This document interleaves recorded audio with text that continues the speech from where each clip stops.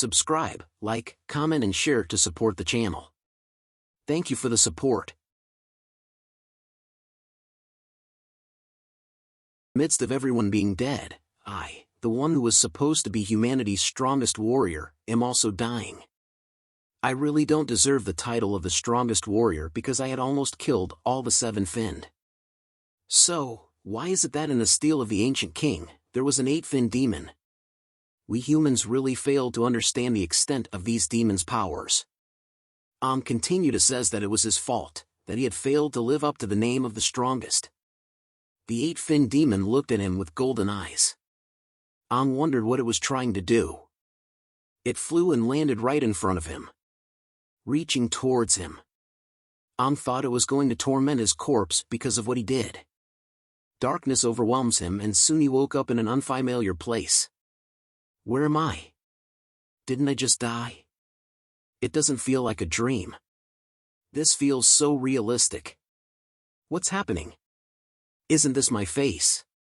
Where's my handsomely plugged face and gorgeous physique? Who am I? Where am I? He was in Helios City. If you understand what taking part in the warrior exam signifies, it's protection. Helios City's 3rd Squadron leader, Jin No Tang, in the year 3069, after the enormous steels of the ancient king brought the apocalypse to our world, thousands of demons flooded out from them and slaughtered us humans. After experiencing the brutal battle in which humans were nearly driven to extinction, humanity finally managed to come up with a way to fight against these demons, grafting equipment. By recycling the internal cores of these demons, humanity was able to utilize the grafting equipment to temporarily obtain strength on par with those demons. 60 years ago, our greatest and strongest human soldier, the man who all warriors hailed as their leader, took charge of all warriors around the world. They battled in what would eventually be known as the strongest demonic wave in history. The battle raged on for many weeks, and humanity was plunged into darkness.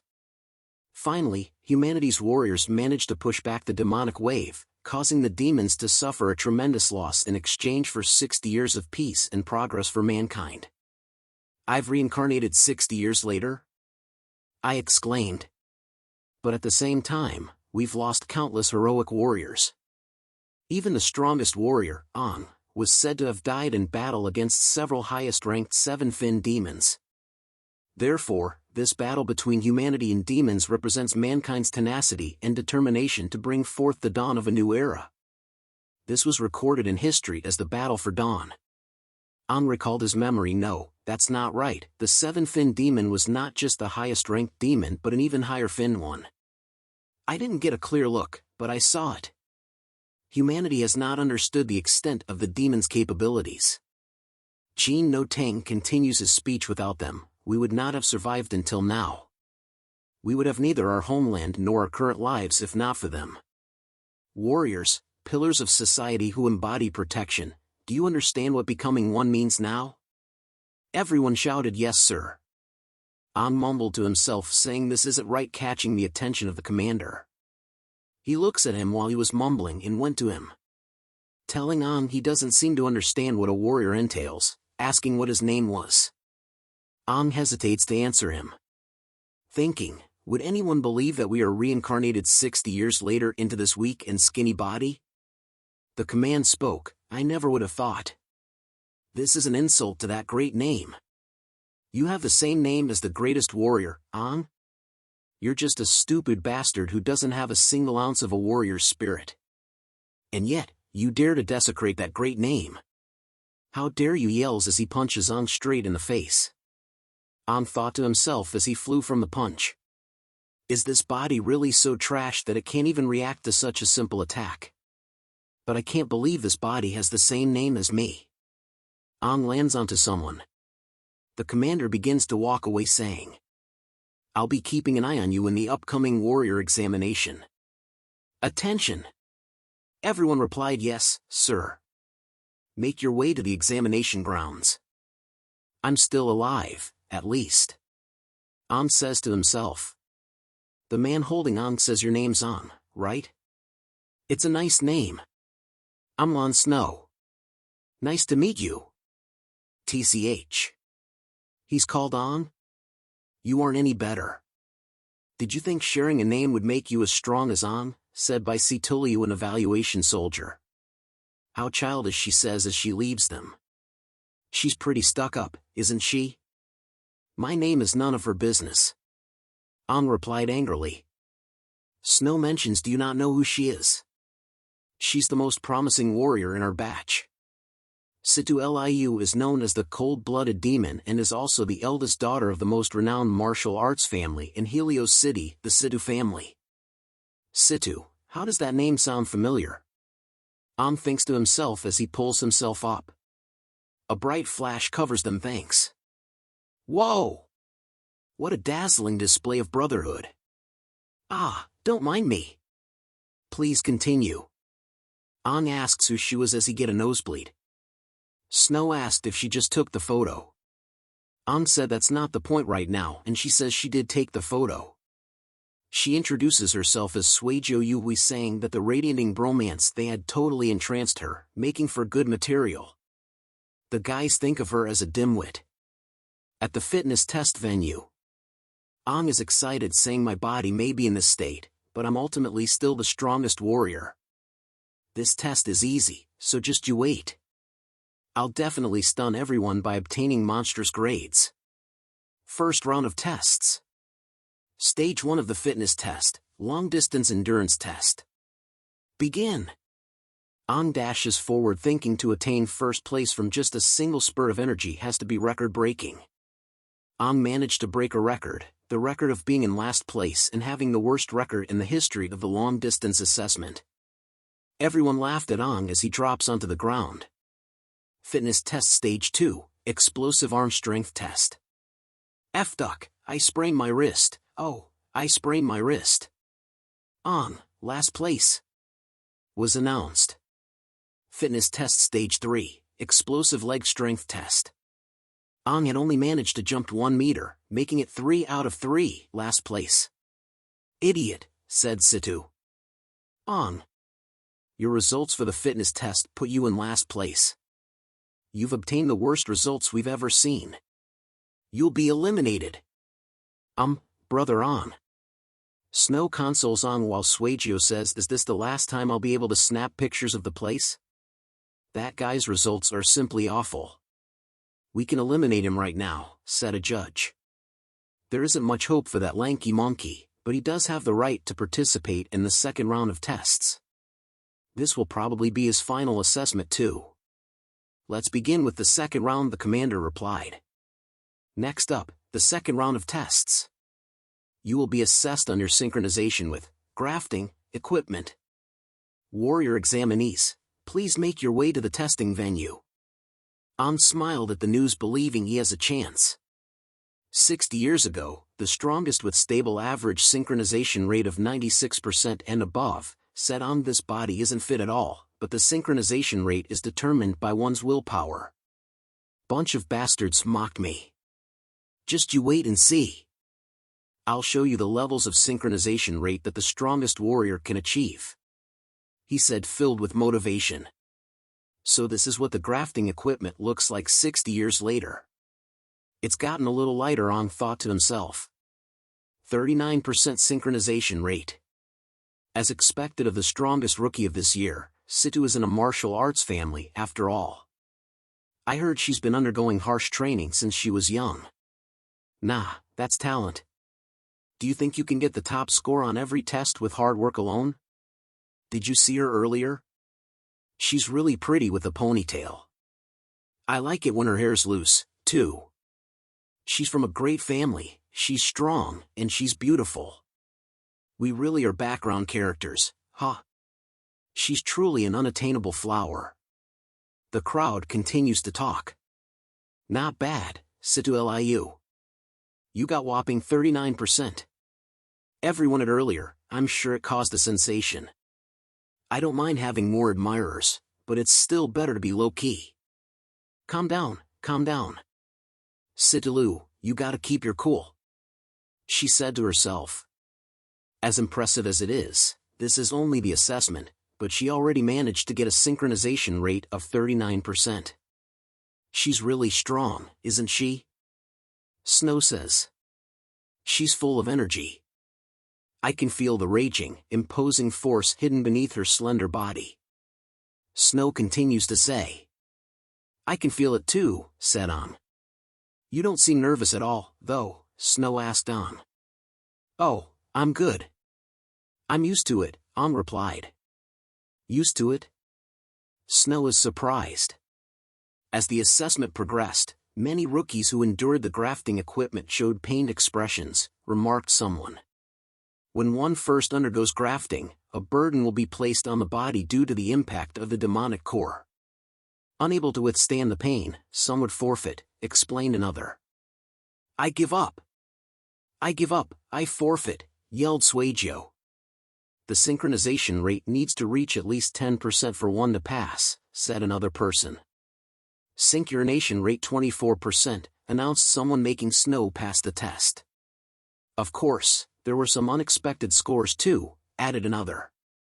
Suejo, warrior examinee. The synchronization rate is 30%.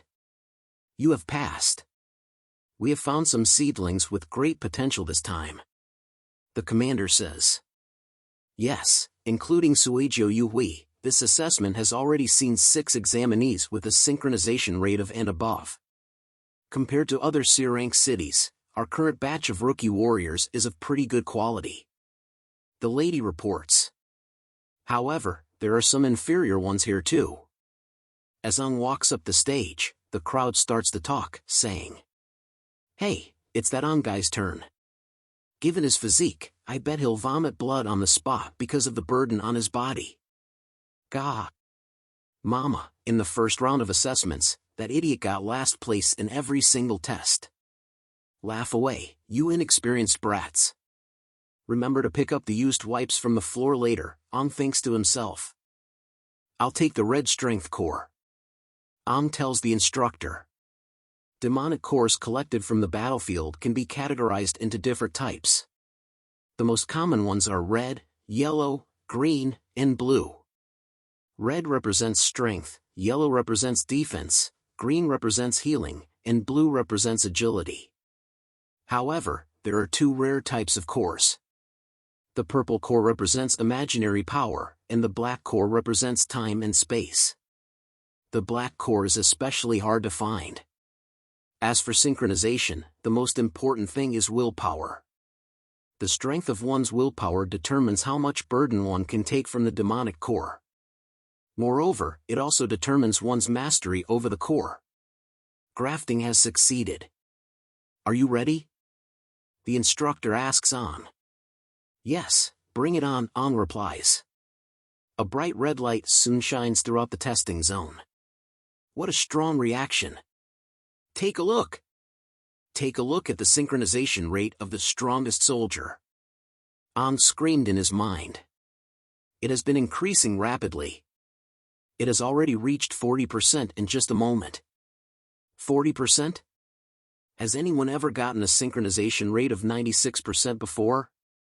Raise it even higher. The instructors are yelling, in disbelief of what they are seeing. An forces himself to rise even further. What's going on? How could we be having such an absurd synchronization? Was there a mistake somewhere? The commander is shocked. It's still climbing. 65%. 70%, the lady reports. What's going on? 60% now? Is it me? Is the equipment malfunctioning? The crowd shouted, shocked by the results. I was once the strongest warrior, hailed as king by others, and if not for my low level of this synchronization, if not for my weak body, my imposing demeanor would have driven all of you to your knees. An stands up like a god and says, That's the difference between you and me, brats. But a sudden feeling like sinking into the ocean overcomes him. What happened? My strength disappeared. I can't move anymore, An tells the instructor. What the hell? It really malfunctioned.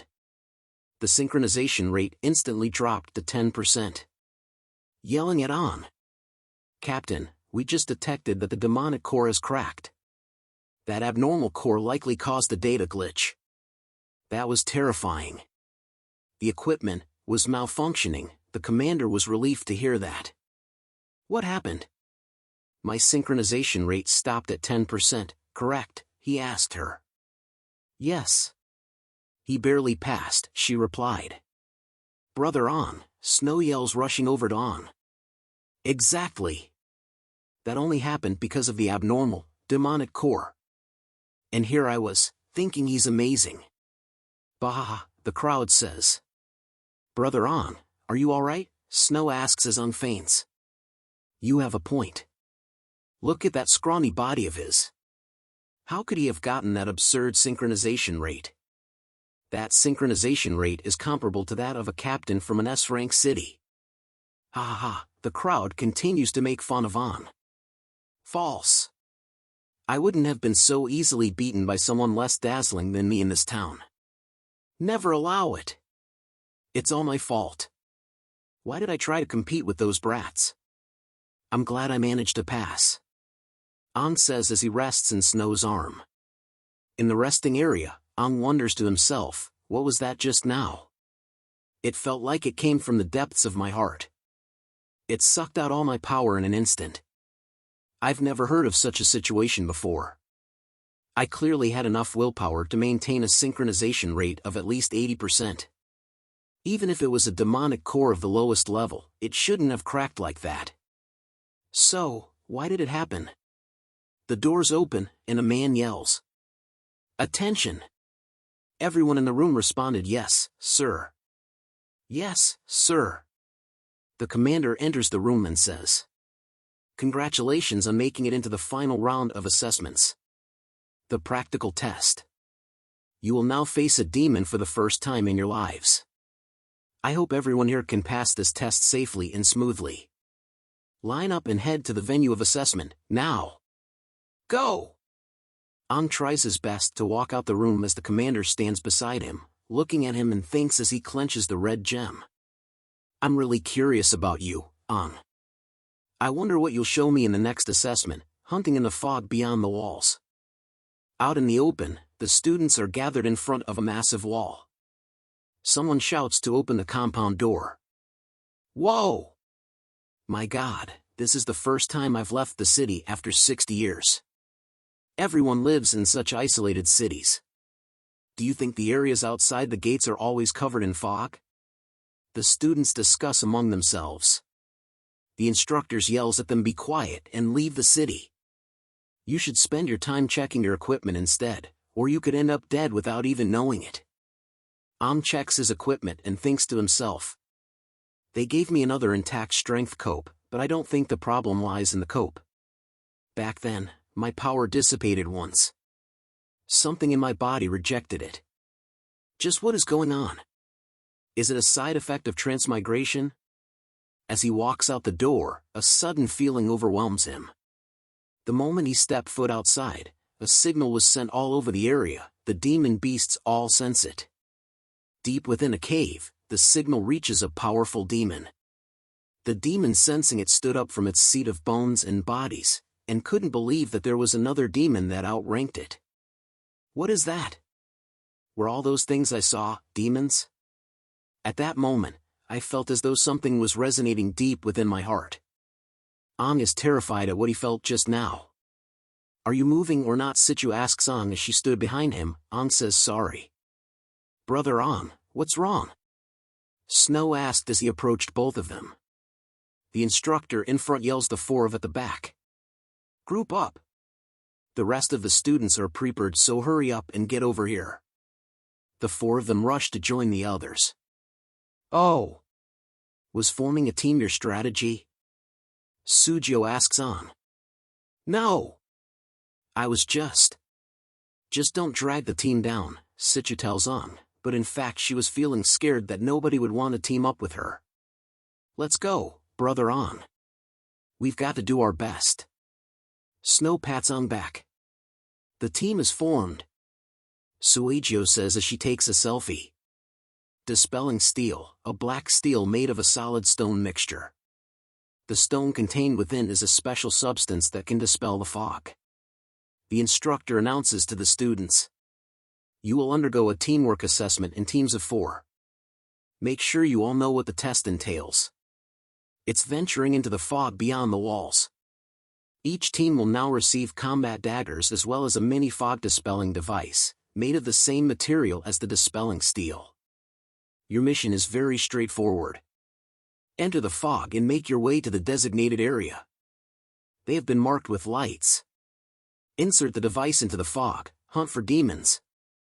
Your individual strength and cooperation will both determine whether you pass or fail this trial. Cooperation and individual strength are both crucial.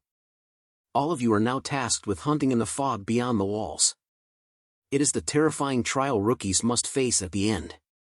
In this world covered in fog, the only way to survive is to have a strong team and the courage to face your fears. In the world covered in mist, the warriors are expected to face the unknown dangers that lurk in the mist. Good physique and skillfulness are not the only qualities needed to become a warrior. One also requires a strong mentality, fearlessness towards the fog, the ability to cooperate and rely on their team while facing the unknown, and the ability to overcome one's fears. To earn the title of warrior, the participants need to get a good look at the area, fight the demons that appear at random, and make their first kill. The speaker announces the assessment is over for one team, and the next team needs to get ready. A woman with orange hair is seen standing high above on the walls. She says out loud, "There are lots of outstanding rookies in this batch. My target is clear, though. The only one I'm interested in is Situlu from the Situ family." This was the Helios City 2nd Squadron leader Dada Gel. She turns and asks two others, "How about you guys? A seedling from a martial arts family. If she's guided well, she might become a great warrior," replied by 1st Squadron leader Joel. "There is another person worth watching out for the commander said as he looks down at the students. He thinks to himself, "I have sent it for checking, but there seems to be nothing wrong with the core. So what exactly happened back there?" As Gel taps his head and says, "What are you thinking about, Tang Tang?" "Don't call me that," Jean shouts while blushing. Joel says that Gel is the only one who can make you blush since the start, Tang Tan. "The same goes for you," Jean says to Joel.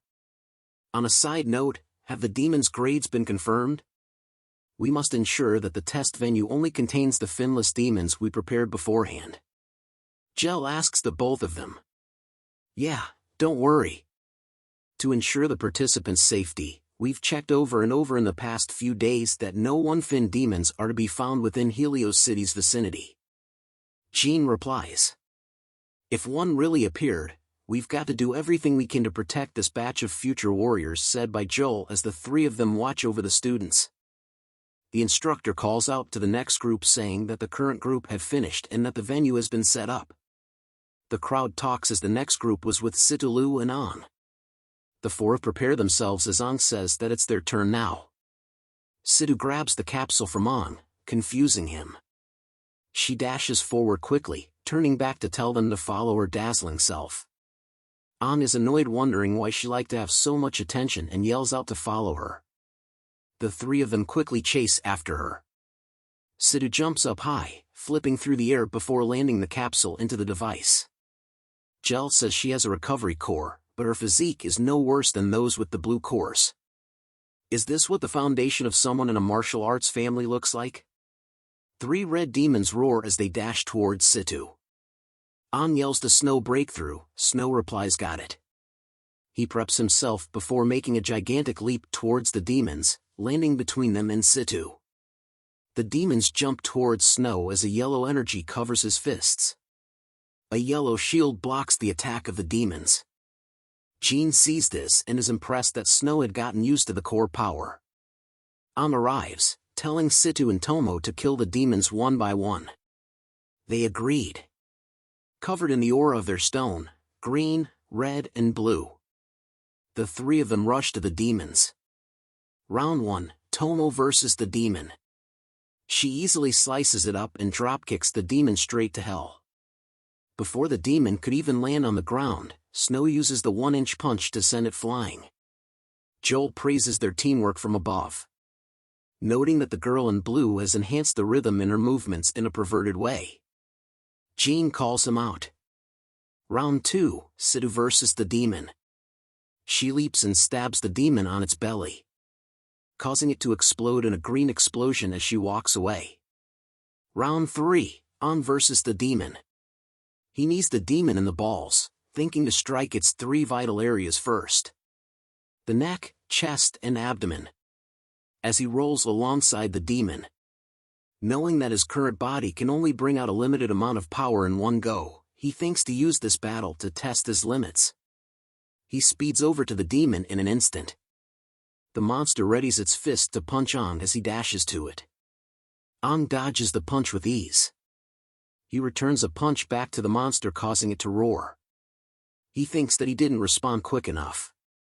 The monster tries to kick An, but he dodges by bending backwards.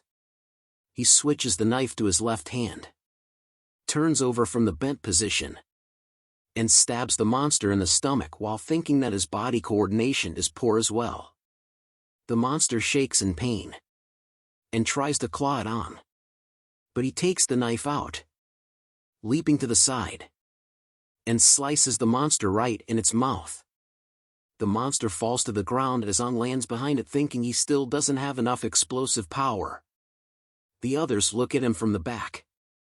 Snow says that he thinks An was just playing with his opponent, while Tomo hopes she captured Aang's fight on camera, and Sidhu thinks An just wanted to take the spotlight and was doing it on purpose.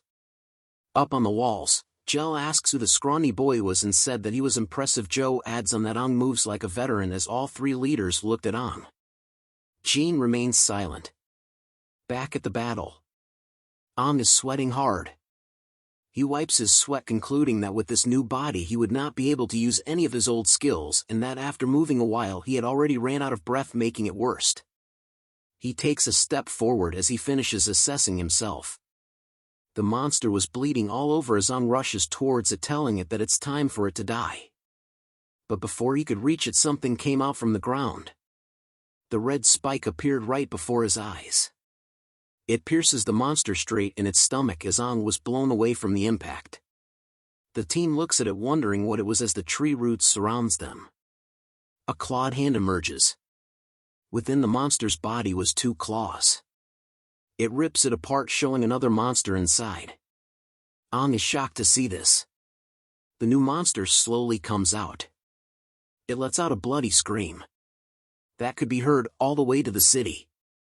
The leaders sense it. Jean felt it and showed signs of fear. He shouts out loud, "One fin demon." He orders all cadets to retreat to the city. The cadets all run for their lives in fear. Jel and Joel jumps down quickly, landing on the grounds below. Dust covers the area from the impact of the jump. Both of them quickly run towards the cadets who were retreating. Jel tells them not to panic and to stay beside leader Jean, as he will escort them back to the city. "Human? But I smell a demon?" said an eerie voice. Aang looks at it, terrified, wondering what it was saying. The monster walks slowly and asks which one. It gave off a hellish aura as it walks to the team. Snow, Tomo and Sidhu all shake with fear as Sidhu compares the no-fin demons earlier, that it was nothing compared to the one-fin demon. She visualizes that from its aura alone it could rip her into pieces in a blink of any eye. She couldn't even move her body. The monster stands tall in front of Aang as he thinks that his current body is no match for a one-fin demon. For the first time, Aang was experiencing what normal warriors felt when facing a fin demon. The monster counts as it put its clawed hand up. A bright red light emerges from each of its fingers as it wants to bring all of them back with it. A fast laser hits all 4 of them in the head. They lose consciousness, and all fell to the ground. The monster looks back as the tree root behind it cracked. Leader Jel and Joel breaks through the tree roots. Joel shouts at the monster, telling it not to touch the cadets. It laughs at his face. As the leaders rush to the cadets, the tree roots surround themselves around the monster and the cadets. The monster smiles as the roots covers it. It's said by as the monster and cadets disappear into the ground. The leaders are shocked that a monster had taken 4 cadets. The ground near the hole swells up and starts to move, alerting the leaders. Joel says to go after it. Deep in the forest, Leader Gel and Joel inspects the ground tunnel, seeing that it finally stopped. Gel tells Joel that Jean had checked the place 7 days in a row to make sure that a one-fin demon would not appear, so how did one come? Looking at the tunnel, Gel curses, saying this has never happened before. A figure from above calls their names as they look up. Jean had arrived and was asking where the cadets were. He shouts at them, asking why they stopped searching and that they should continue chasing after them. Joel asks Jean to calm down and tells him that the tracks stopped here. Gel added on by saying that the demon dug underground once it reached this point as Jean inspects the tunnel. Jean touches the track. A memory of his younger brother comes into his mind. "Bastard!" he yells as he smashes the ground. He talks to himself, saying it's his fault and that he should have checked properly. "It's all my fault!" he screams. Joel tells them that they should head back as the people in the city will be panicking and that the three of them can't be away from the city. Gel stays silent. She then comforts Jean, saying none of them wanted this to happen and that he needs to calm down. Jean pushes her hand away from him gently. He slowly stands up and tells them both to go back and that he'll search for the cadets a little longer. Joel asks Jean to stop, but Gel interrupts him, telling Jean to make sure he comes back before sunset. Jean with a sad face turns to her and says, "Yeah, I know." He runs into the fog. Gel tells Joel that they wouldn't be able to convince Jean to stop, and Jean scratches his head, agreeing with her, saying that Jin's little brother was taken by a demon in the past and that he had been blaming himself for that ever since. She then says that if Jin's younger brother was still alive, he would be the same age as the cadets.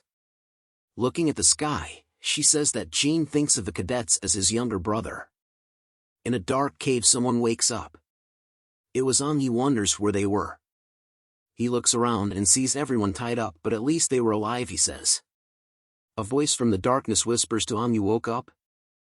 Quickly turns his head and sees the one-fin demon behind him.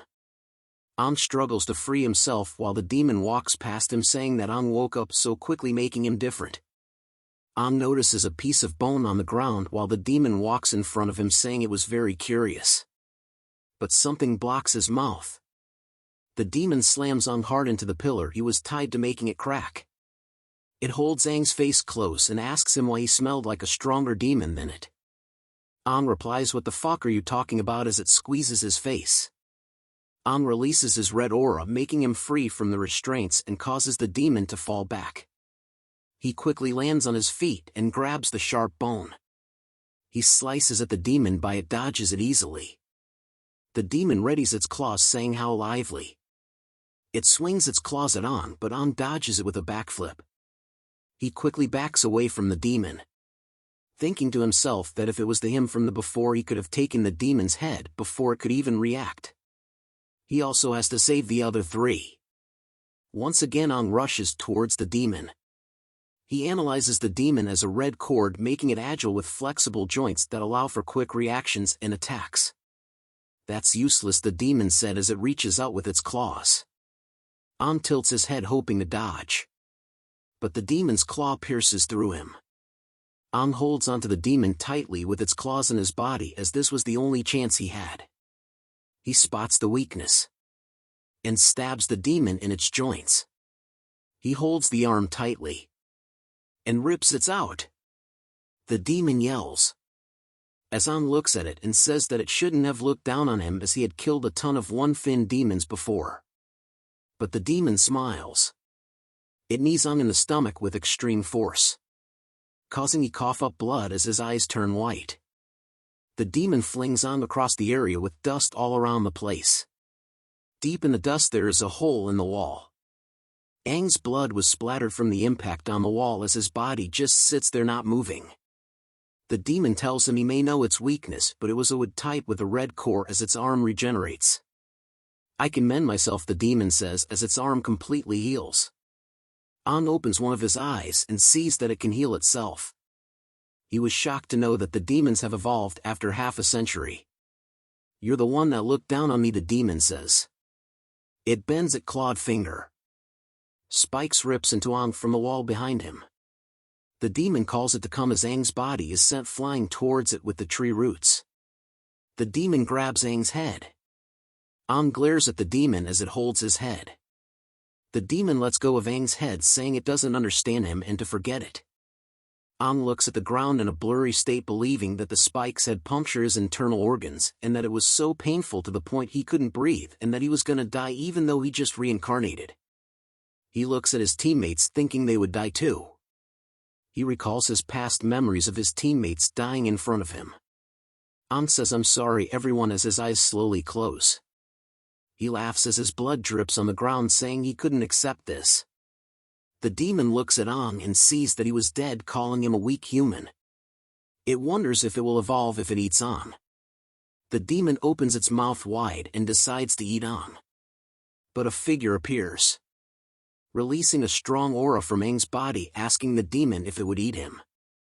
The demon senses the powerful energy and immediately backs away from Aang. A voice from Aang's body says, "You can't die here like this, or else all my plans will go to waste." The red core cracks. The mysterious voice continues to say, "I can't believe that the last silver of my consciousness would be used here like this." The demon shrieks at the terrifying presence. The demon realizes the power was increasing from 5 fin to 6 fin and more as Aang's body is covered in a deadly red aura. Aang's body completely heals as the red aura enters his body, slowly changing him one by one. Soon Aang completely changed. He opens his eyes, and a huge red pillar emerges from him. It pierces the ground straight into the sky. Demons around the area were shocked by it. The aura reaches the demons and erases them from existence. The red pillar of aura slowly disappears as the red energy converges deep underground. A red demon is floating in the air and says, "I am the only 8-fin demon that exists. The Crimson Crystal's strongest existences. Your king." The 1-fin demon stutters, calling the red demon an 8-finned and its king. "Kneel," the red demon says. And it kneels before it. "Speak my name." "Crimson Finned King," the demon replied. The Crimson Finned King was on misty ruins. Jean is seen speeding through it, until something catches his eyes. He sees 2 demons and dashes to them, appearing behind one of them in an instant. He whacks and strikes them hard, raising his leg high, striking down hard on the demon. Jean had finished patrolling the area, but only saw 2 two-fin demons in the area. He looks up, sad that the children were not here. Staring at the sky, he believes they should find them before nightfall. But an intense red pillar of power appeared behind him. Waves of power were seen moving through the air. He covers his face, wondering what the hell it was. Seeing the source of the pillar, he realizes that the children were over there. Back in the cave, Aang in demon form descends in front of the weak demon. Fins began to grow back on his feet. He stands in front of the demon as it calls on its king. The 8-fin demon could not believe that the sky was as dark as before when it makes its return. It tells the demon to answer its question from when he vanished. The 8-fin wonders if the 5 demon lords were still alive. The demon bows down, telling the 8-fin that the 5 demon lords are still alive, and their positions have not changed. The 8-fin remarked that they were still living peacefully with one another, but begins to laugh out loud, unleashing a powerful aura. The 8-fin strikes the air, saying that the 5 demon lords have forgotten what they did to him. The 8-fin explained that he chose Aang to be his container as he was the strongest, but never thought the body would be so weak now.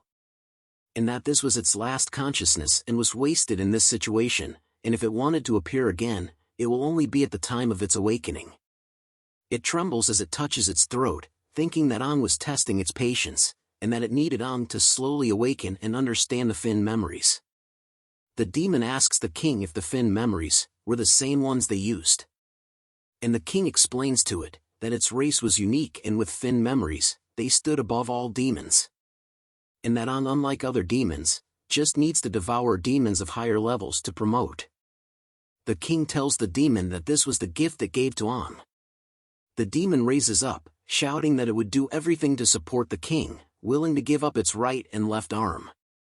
but the king slices it into pieces, saying it was not worth to do so, and that its only worth was to awaken Aang's first Fin memory. The king tells Aang it has prepared the first step, and to not disappoint the king in the future, as it needs Aang to awaken to the eighth Fin. As the king slowly disappears from Aang's body, Aang falls as the king tells it that when the time comes, as Aang's core absorbs the demon memories, that the king will awaken once more from its slumber. The core and the demon blood mix together, allowing for Aang and the king to become one. Aang recalls a memory of a soldier dying in front of him, calling him the strongest king. The soldier tells Aang he doesn't want to die. Aang tells him he won't as he reaches out to him. The soldier grabs Aang's hand hard, as his face turns into an undead, telling Aang why he was the only one still alive.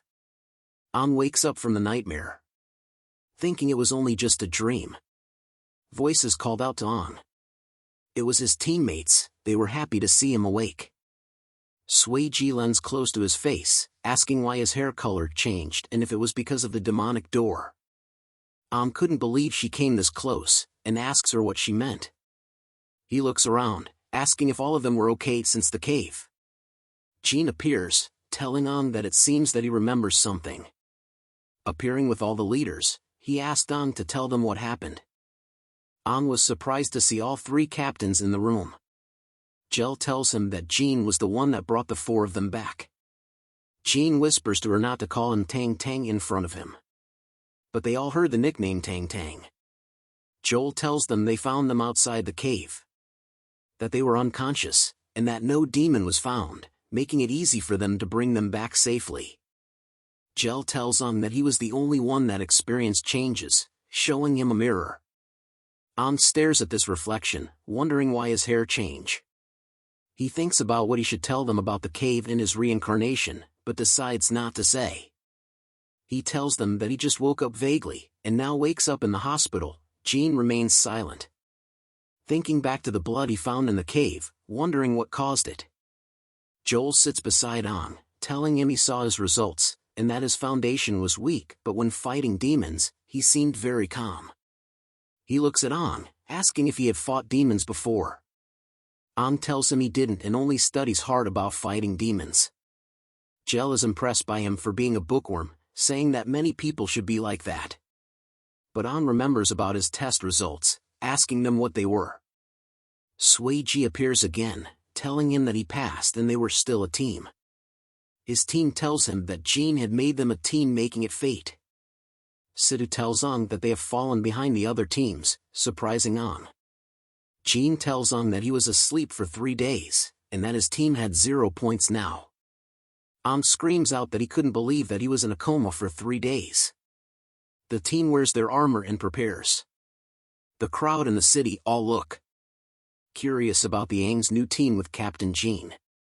Jin begins to inform the team of the rules, and that they have officially become warriors, and congratulates them for returning from the one-fin demon safely. He then informs them that the 4 of them are a team, under his command, and he was in charge of 9 teams and wants them to stand out. Aang raises his hand, asking how they could stand out. Sidhu turns away from him, asks they were currently ranked last. Jin explains to them that they had a point system, to stimulate healthy competition through point rankings to improve teams.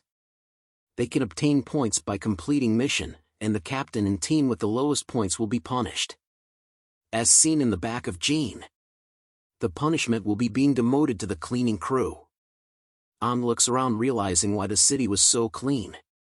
Jin announces that Sidhu will be the team leader as she has the highest points. No one objects to the choice except Aang, thinking why they didn't choose the strongest warrior. Taking a step forward, Sidhu shouts loudly that they will complete their mission. The day soon reaches the afternoon. Jin turns to leave, telling them to look at other teams' points and decide on a mission. He advises to find him if they face any problems. Jin dismisses the team at once. Sidhu tells the team to look at the mission board, as their team was far behind the others. But Sui Ji tells her to stop, and that something else was more important. Sidhu turns around embarrassed, wondering what it was that she missed. Sueji tells her that they needed to take a photo as a team first. Sidu stares at her in disbelief. An whispers that small teams as a whole was not a bad idea as he smiles widely. A photo is taken of their team, aka death flag for the three of them. Jean is seen with the other captains, asking what they think. Jean tells them that there were signs of demons' blood splattered all over. Joel looks him, wondering if he though the kids did it. Jean tells him he suspects An, because he could smell a familiar but unquown stink from him. Jel hugs him from the back, saying he was overthinking, and that the kids are back safe and everything's fine. She tells him that the team seems strong and that he should take care of them, so he won't lose to hers, but Jean tells her he was serious. Joel just smokes his cigarette, telling him that they will keep an eye on An. Back at the city mission board, An is staring at it. He was happy that there were 3 A-rank missions and they could earn 10 points with each. But Sueji and Snow tells him that a rank mission were difficult as Sidu remains silent. He explains to An that, even though A ranks give more points, they result in more casualties than C and C rank missions. An tells him he understands, and tells him that if that's the case, as all the mission are taken of the board, he and Sidu tells the team that they should take it all. The team is now seen running through the jungle. An presses onto his red core on his chest, causing it to activate and spread out a gold machinery. He looks back, seeing wings on his back, amazed that this was Nano Wing. It allows him to quickly dash past the others towards a huge boulder, and slams against it once he arrives. An looks at his hand, imaging the Nano Wing disintegrating and changing into a weapon. A dagger soon formed in his hands from the Nano Wing. He holds it tightly in his handle, amazed that this was nano equipment, and that technology had truly evolved in the past 60 years. The rest of the group arrives at the boulder. Sidu asks them if they were ready, and they all respond with a yes. She informs them of the 2 no-fin demons as their targets, and that they needed to kill them in one go. She shouts at them to follow the plan and to head out. They dashed out of the cover of the boulder, with Snow leading the charge. The demons are alarmed by their arrival. They roar fiercely as the team approaches them. Sidu thinks to end this quickly as they head over to the demons, as they can't afford to waste time, because they have 3 more A-rank missions to complete. Snow arrives first to the demons, slamming his foot deep within the ground. He kicks up, creating a giant wave made of stone, blocking the demons' attacks. But the demons are confused, as Snow and the team had disappeared from in front of them. This was according to Situ's plan, as Ang and Tomo were the ones to incapacitate them. Ang and Tomo appears from both sides of the demons. They slices the legs of the demons in order to stop them from moving. Ang turns to see the demons, thinking he can't wait to see them flail after he breaks their joints. Both the demons kneel onto the ground due to Ang's and Tomo's attack. Snow appears before the 2 demons, preparing his mighty fist up their ass, and slamming both their jaws shut with an uppercut. With the demons now in the air, Situ appears, thinking to end this fight in a magnificent manner. Her neon strikes lit up the place, as she manages to land all her attacks. The demons both start to glow up from her attack, because of the overload treatment skill. They blow up, as Situ thinks of her performance as splendid. Tomo places down the device, clearing the fog at last. Snow wipes the sweat off his face, happy that the fight was over, as their mission was to dispel the fog, which was harder than the exams, and took way too long to complete. The demons dropped a red core. Tomo giggles happily seeing the red core in her hands as the team gathers. Sita thanks the team for their hard work and that they've earned 10 points, as Ang is surprised to see the completed missions automatically destroyed.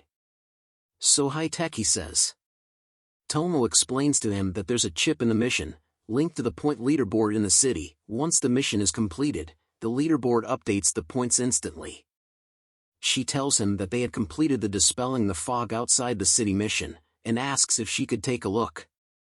She sees that they still had 2 missions left that were both pretty difficult. She drops to the ground, thinking how hard the missions were gonna be, and that they still had a way to go. Snow laughs, telling her it won't be easy, but they had their team working hard. Sidu calls for their attention, wanting to go through their plan. And it was that they were gonna finish the 2 remaining rank missions, and more rank missions, to aim straight for the top. Tomo sees her as sparking, deciding to take photos of her, as Snow is fired up, wanting the team to hurry up straight to the top. Snow calls out to brother Ong, asking what he thought of the plan, but Ong tells him to just call him Ong, no brother, as they were comrades. Ong stretches and tells them that the plan was right, other teams were working hard, and they needed to be more active. Ong thinks to himself that he never expected to feel this way, after living across 2 lifetimes. He thinks of his team, as they had made him feel his youthful passion again, making one energetic. Ong tells them they need to complete their mission before sunset, and they should go now. Tomo is excited to go for the mission, as Sidu thinks that Ong stole all her cool lines. The sun slowly starts to set. As Snow calls out to the team that he was done tying up the demon, he shouts out loud, happy that the team captured 3 demons alive. Sidu checks the tranquilizer, seeing that they had run out of tranquilizers to capture no-fin demons, as each team were given a few special bullets. Ong looks curiously at the weapon Sidu was holding. Sidu couldn't believe that Ong needed another explanation, so she tells him that it was called Demon Tranquilizer Gun, created from nanoparticles, but was harder to create and using it was far too complex. Ong then inspects the demons they captured, curious to see that demons could be captured using tranquilizers. He recalls in the past, where they had to knock out the demons using force, which made researchers upset as the demons would have brain damage. Snow informs them that they had completed the mission, before they ran out of tranquilizer bullets. And that in order to capture 3, they needed to kill an entire group. Tomo stretches her fine body, saying they needed to go back to the city before sunset, as it was an ironclad rule, if they were late they would be punished. But on a side note, damn, I may be AI, but that booty though. Okay, let's take a moment to appreciate the artwork here, lads. 1, 2, 3, and now back to the story. She turns to them, saying they should go home to eat dinner, making Ong think about whether he had a place to call home now. Sidu agrees with Tomo, saying she needed to go back to the dojo, they just needed the coordinates for the researchers to collect the demons, making the mission complete. But as she asks them if they felt a murderous aura, a red shriek of light passes by them. A bullet is seen curving through the air, destroying all the demons' heads in one gun, like that movie Wanted. Situ and Ong were shocked to see this happen in front of their eyes. A voice speaks out to them, saying they can't let them complete this mission, as a barrel of a gun is revealed. The team shouts, "Who's there?" hoping to find the person responsible. Another team appears in the tree and on top of a boulder. That team asks if Aang's team were the ones who took all the A-rank missions. The red hair with a mask then tells them they were the ones planning to take those missions. "Who let you have them?" he asks. Aang asked who they were. The mysterious red mask told him that they were Black Gun, a squad that joined squadron leader Ji Yaotang in the last assessment. In simpler terms, they were Aang's seniors in one of the 9 squads, as explained by the red-masked person. The red mask asked the team member how many new squads had joined Ji Yaotang this time. She replied that there were 3. Looking at Aang's squad, the red mask told them they were a rookie squad who had not shown respect to their seniors yet, being rebellious. Suddenly, they all leaped forward and appeared right in front of Aang's squad, expressing their disapproval of the fact that Aang's team had taken all the A-rank missions for themselves without seeking approval from the seniors and not taking them seriously. Meanwhile, Lu was staring at the dead monster corpse. It was the same monster her team had spent a significant amount of time and effort capturing. She looked at it intensely, clenching her teeth tightly as she thought about the tremendous amount of hard work they had put into capturing these demons. She asked the red mask who their leader was. Just as he asked why she hadn't asked her team to greet them yet, Lu dashed towards him in an instant. She spun in the air, attempting to land a kick on the red mask. However, he easily dodged her kick by bending backward, as if he were in the Matrix. Confused by her actions, the red mask yelled at her for daring to attack her seniors, labeling them as undisciplined rookies. Anger consumed Lu as she readied her fist to attack, telling the red mask how dare he call themselves their seniors. Before she could attack, her her teammates appeared and held her back, urging her not to act rashly. They reminded her that they were still their seniors, and it would be better to talk things out. While they restrained Lu, they told the Red Mask that they were being unreasonable and couldn't just kill the demons they had captured with so much effort.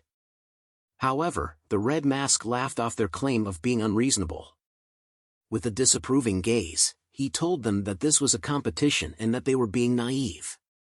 Lu's anger flared up at the mention of being naive.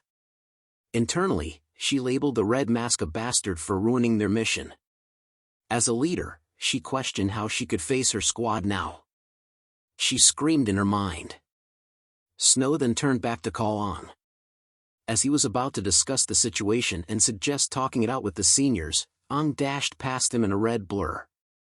He leaped right in front of the Red Mask, kicking him straight in the face while telling him to F off. Red Mask's team shouted out in worry. Ong stood tall and expressed that he had never seen people oppressing rookies and that the rules were bullshit.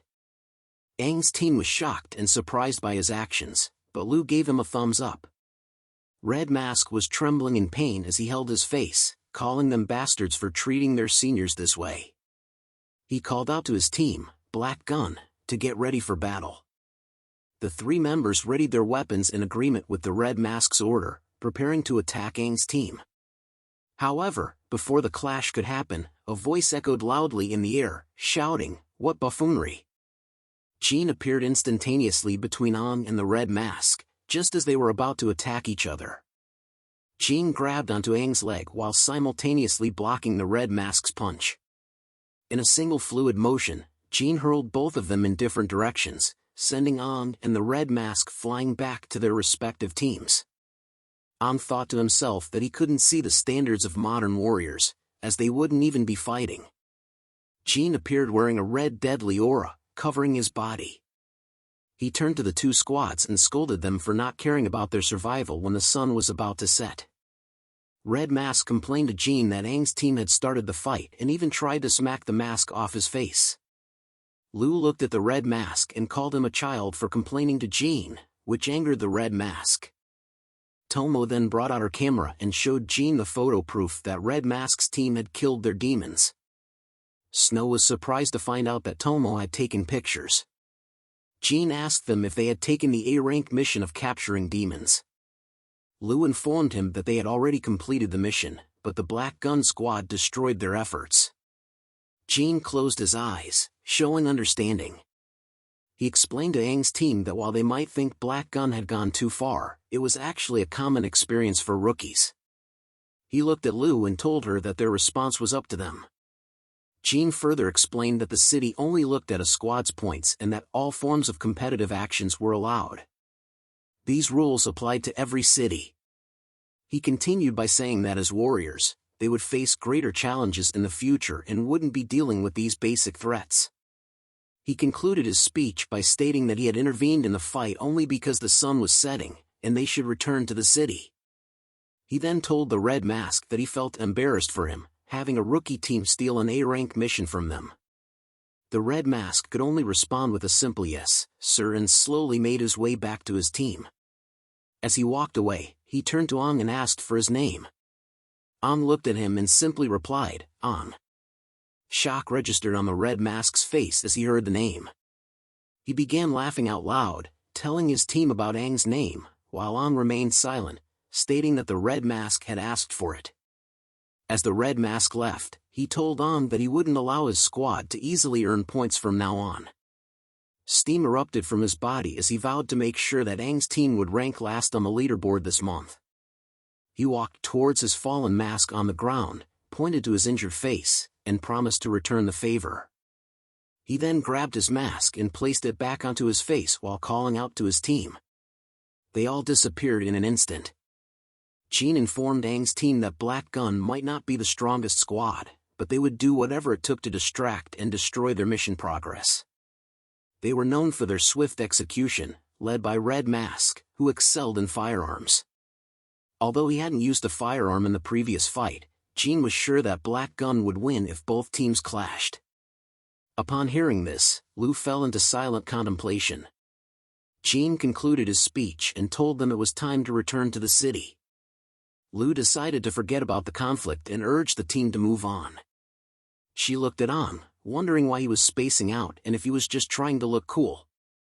But before leaving, she told him that his kick was pretty cool, catching Ang's attention.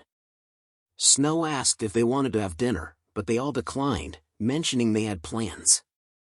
However, Ang had his own plan of capturing the 3 demons alive by himself.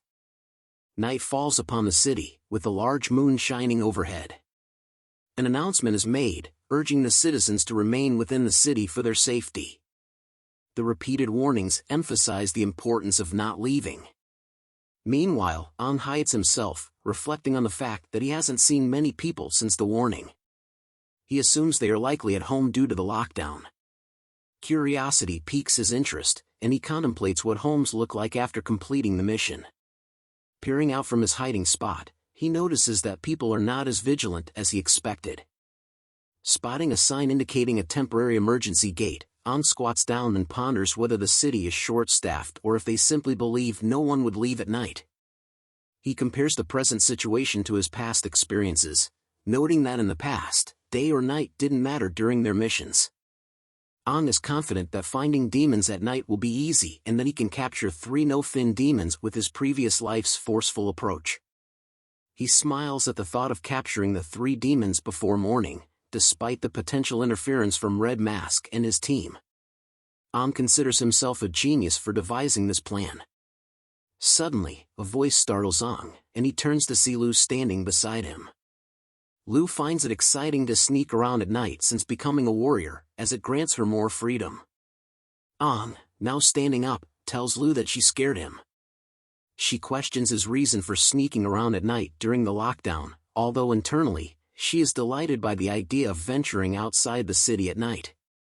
Ang whistles nonchalantly, pretending not to understand what she is talking about and claiming he was just taking a stroll. It's worth noting that Ang, despite being the strongest warrior in human history, struggles to lie convincingly. Lu looks at him, aware of his poor acting skills, and Ang's stomach growls loudly, exposing his subpar performance. Frustrated with his acting, Ang gives up and admits to Lu that he wanted to surprise the team by completing the mission that Red Mask's team ruined earlier. Since Lu discovered his intentions, he asks her not to report him to the higher-ups. Planning to return, Ang is taken aback when Lu insists on joining him, surprising him with her determination. Lu smiles and asks about the plan, feeling like a genius herself and getting excited at the thought of Red Mask and his team's reactions. Ang questions why Lu let out an evil chuckle, but Lu denies doing anything mischievous. Meanwhile, atop the high walls, 2 warriors can be seen. One is yawning, while the other is busy eating. NPC 1 expresses how torturous standing guard feels, remarking that anyone leaving the city at night must have a death wish. NPC 2 tells NPC 1 to be quiet, calling him an idiot, and warns him not to let the other squadron leaders hear such statements. NPC 2 explains that the gap in the gates is for emergencies. In the past, human survivors sought refuge in the city but were tragically killed by demons due to the gates opening a few seconds late. Since then, almost every city decided to leave an emergency gap in their main gate to prevent such tragedies from recurring. NPC 1 apologizes for his lack of knowledge, but NPC 2 reassures him, taking out an item that brings joy to men in the middle of the night, a photo book featuring female warriors from other cities. Blushing happily, NPC 1 holds the newest photo book, and NPC 2 cautions him to be careful with it, given its cost. Both of them giggle as they enjoy the photo book together. Seizing the distraction, Lu and An seize the opportunity to sneak out of the city. As An looks ahead, he recognizes the area as the previous assessment venue, where the fog is denser at night. He calls out to Lu, instructing her to follow him in a particular direction. Eventually, they reach an empty area, and Lu notes that they are far enough from the city to avoid detection. The decaying forest will provide adequate concealment. Ang informs her that it's time to initiate the plan. He will lure the monsters, and she will knock them out with brute force. Ang leaves the area first, instructing Lu to wait for his signal. Lu's hands tremble as she contemplates Ang's confidence in venturing alone into the night fog.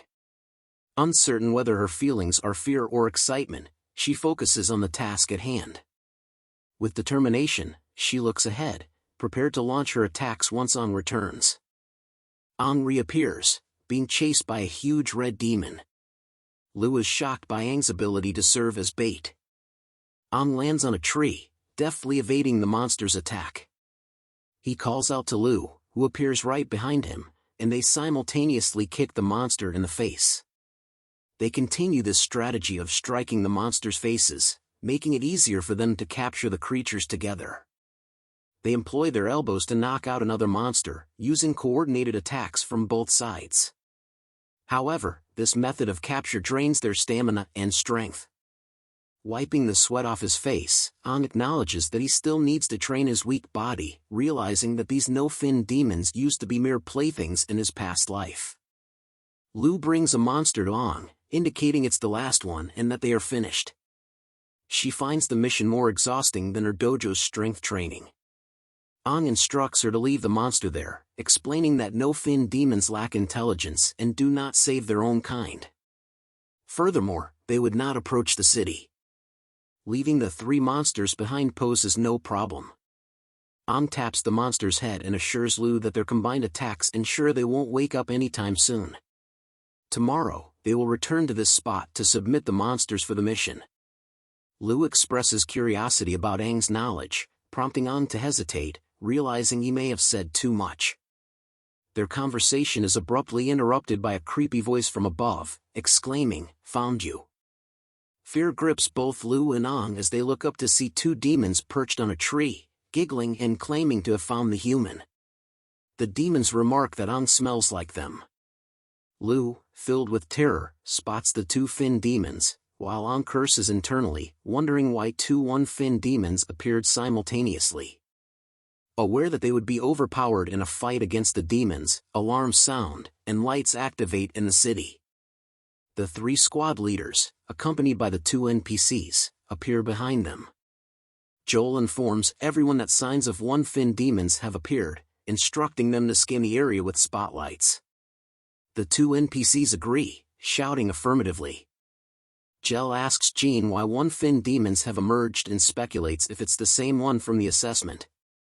Jean assures her that he found the demon in an underground cave and is certain it was dead. Spotlights begin scanning the decaying forest, revealing the presence of the demons in the same area as Ang and Lu. The NPCs alert the captains that two one-fin demons have been spotted. Joel calms everyone down, ordering the city gates to be shut and the defensive turrets to be prepared. He ponders what might have attracted two demons to appear simultaneously. The defensive turrets are activated and begin charging up. However, someone shouts to hold on and not to close the gates. Jel is surprised to hear this from Jean, who explains that there is someone out there. Joel calls for spotlights to be directed toward the source of Jin's concern, revealing Ang and Lu in the same area as the two one-fin demons. Jel asked why they were outside the city at night, but none of the captains had any idea. As they surveyed the area, they noticed three captured demons. Jean closed his eyes, finally understanding why they were outside the city. He explained to the others that Ang and Lu wanted to capture demons at night because their progress was hindered earlier in the day. Joel added that their talent and reckless desire for good performance had caused this problem, something common among rookie warriors. Jean hyped himself up, covering his body in a red aura, preparing to jump. He exclaimed that Ang and Lu would receive the worst punishment when they returned. Jin's powerful leap created a shockwave, pushing everyone back. Jel called out to him and turned to Joel, informing him that she would go with Jean for the rescue and leave the command to him. Confused by her upside-down jump, Joel shrugged it off, knowing he wasn't the rider. Jean and Jel leaped from the top of the wall, with Joel watching from above, realizing that a rare night of drinking had been ruined. He saw the intense impact of their landing and their dash forward. One of the one-fin demons noticed the captains approaching. Ang told Lu to hide behind him, saying they needed to wait for help and stall for time. Ang wondered if the demons were here for him, just like the one-fin demon from before. He questioned whether it was because of his rebirth or something that happened in the cave. Lu stepped up, suggesting they should fight together. The one-fin demons opened its mouth in a creepy way, indicating a desire to fight back.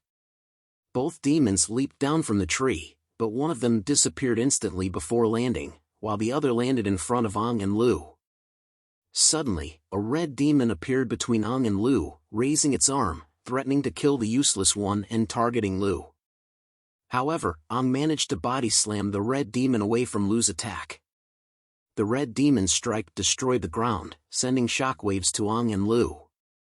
The red demon praised Ang for his quick reflexes, while Lu readied herself and kicked the red demon's face, telling it to eat dirt.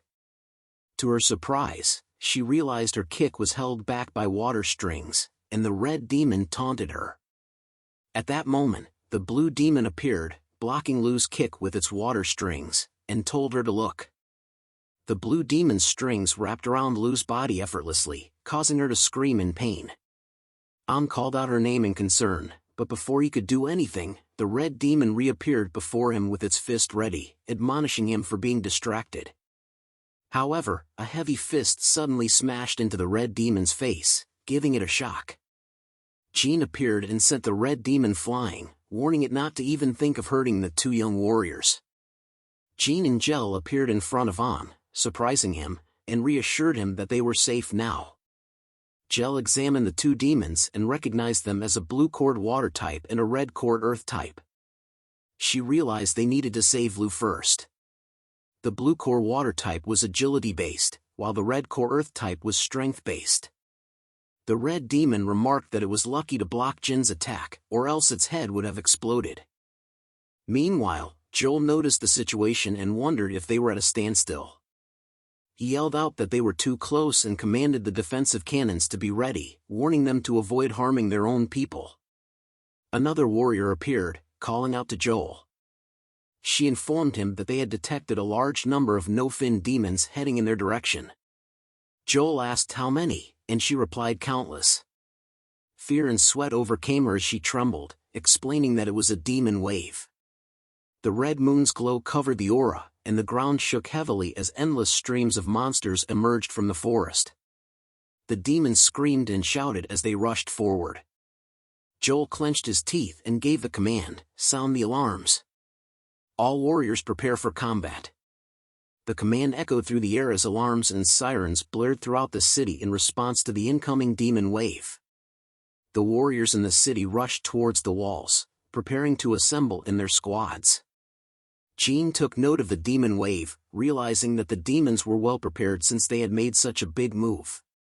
Ang added that they had passed them and were heading straight for the city. Gel informed them that the demon wave had been called by the two demons, emphasizing the need to eliminate them quickly. Lu shouted to them that she was fine and urged them to help the city instead, feeling like a burden and neglecting her duty. However, the blue demon covered her mouth, telling her to shut up, while she struggled to free herself. Determined, the three of them leaped towards the demons, with Jean leading the charge.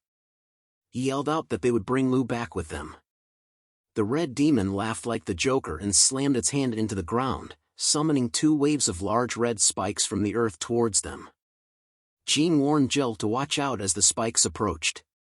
Jean and Gel dodged the spikes, while Ang effortlessly broke through them. Jean and Gel attempted to break the spikes, but Ang realized that they weren't attacking him. The red demon appeared beside Ang, suggesting they go. Ignoring Ang's presence, the red demon dashed towards Jean and Gel instead. Jean wondered why the red demon hadn't stopped Ang. As Jean and Gel fought the red demon, it warned them that spacing out would result in death. The blue demon tightly held onto Lu, urging Ang to follow. Suddenly, Lu was sent flying backward as a large stream of water carried her away from the group. Ang called out to her, but his strength was lacking, and he struggled to think clearly about the trap to separate him from the leaders. Jean saw Ang standing alone and shouted at him, telling him not to follow the demon as he couldn't defeat it. However, Ang couldn't ignore Lu after witnessing the look in her eyes. He clenched his fist tightly, realizing he couldn't abandon her, and decided to follow her.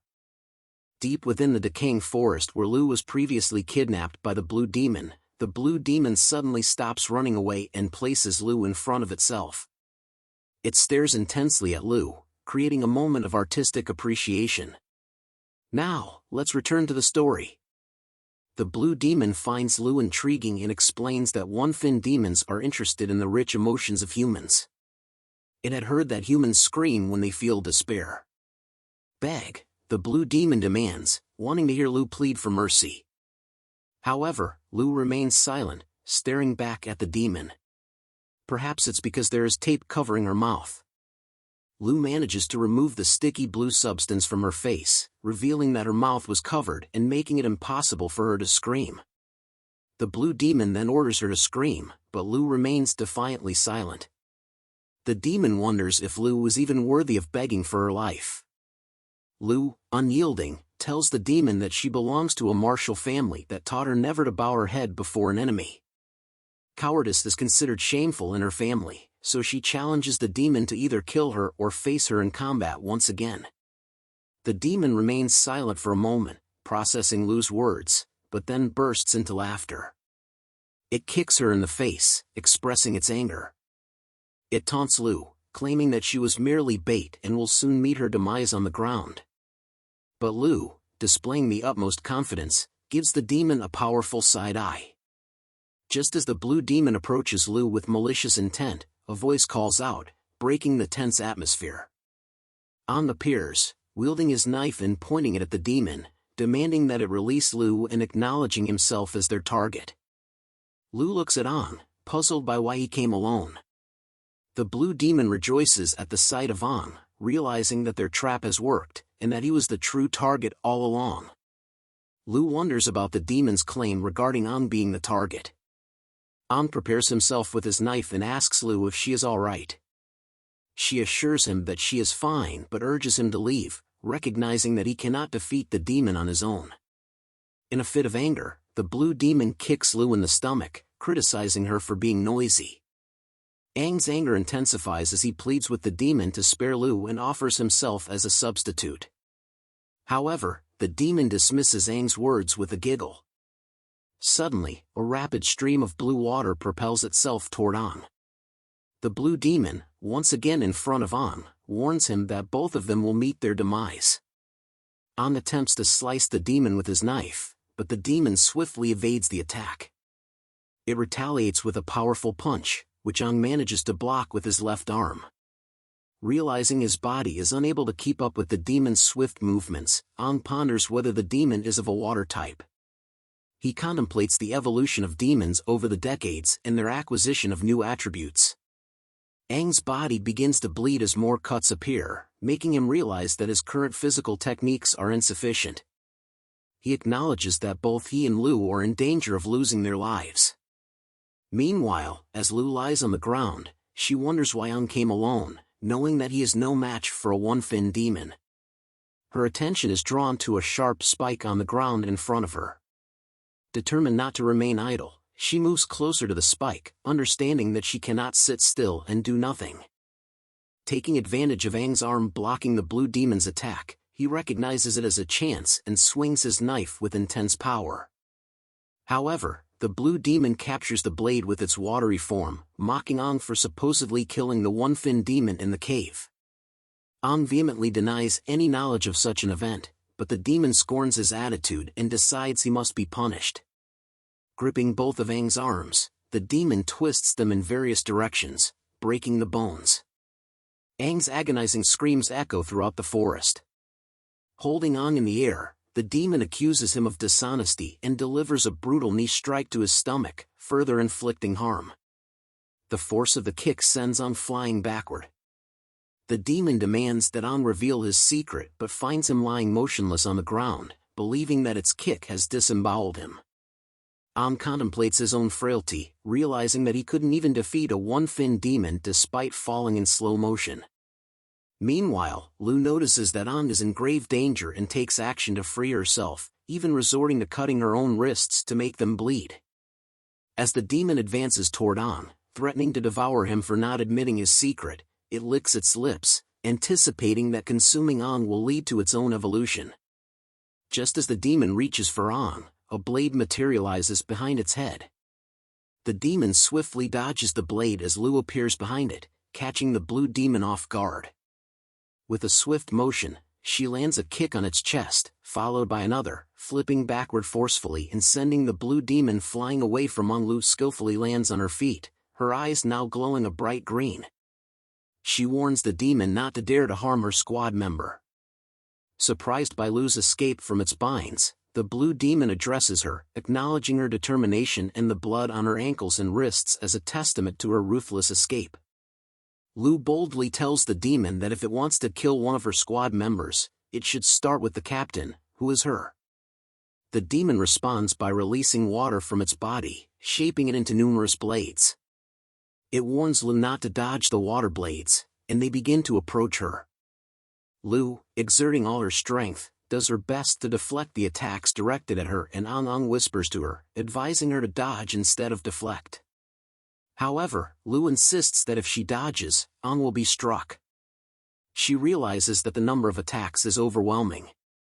As the demon raises its hand toward Lu and Ang, water blades rise from the ground around Lu's feet, attacking her from behind. Lu screams in pain. The demon withdraws its hand, causing Lu to be flung straight toward it, beckoning her to come closer. It grabs Lu by the throat, holding her high in the air, relishing the prospect of humiliating her instead of ending her life in battle. Its teeth are visible as it sadistically informs Lu that soon she will be screaming to the fullest extent. The bluefin demon grabs tightly onto Lu's neck, asking her if she wanted to die in battle. It raises her up high in the air, telling her that it won't kill her but instead wanted to humiliate her. The bluefin demon gives a grin as it tells Lu that she will be screaming soon enough. Am could barely keep his eyes open as he watches the bluefin demon holding onto Lu far away from him. He thinks about Lu and how he wanted the bluefin demon to let her go. His hand trembles as he tried his best to stand up but couldn't. His thoughts were in a mess as he thinks that it was a shame that he was reborn just to watch his teammate die in front of him. Ang realized that nothing had changed at all, and that as the once strongest warrior, he needed to rely upon a young lady to protect him in the end. He continues to think of himself as useless due to the fact that he couldn't even protect himself and much less anyone else. The red core on his chest started to crack and pieces of it fell out. Aang's aura started to unleash in heavy waves from his body. His eyes glowed red with fury as he thinks about being allowed to be spared from the agony of watching another teammate die before him. He shouts in his mind that there was nothing he can do. Aang's furious aura was powerful enough to catch the bluefin demon's attention. It turned around to see what the cause of the powerful aura was. But multiple shrieks of red deadly aura went past it. Lu had vanished from the bluefin demon's claws. Aang had managed to instantly save Lu from the bluefin demon's claws by surprise. Wounds appear on its claws as it realized that Aang didn't attack it at all and wonders if the injuries were from just the wind pressure alone. Aang looks at the heavily wounded Lu and tells her that she had done a great job on her first time as a leader. But Lu asks him if he was really Aang. As Aang's face was revealed to be showing a bright glowing red eye, he tells her to leave the rest to him. Aang places Lu onto the ground gently to allow her to recover from her wounds as the demon stares at them. It spoke out telling Aang that he really smelled like the demons and that he was really so strong. The demon was happy to see that Aang actually had a secret. Aang then turns around and began to walk to the bluefin demon. He tells it that he doesn't know what happened exactly.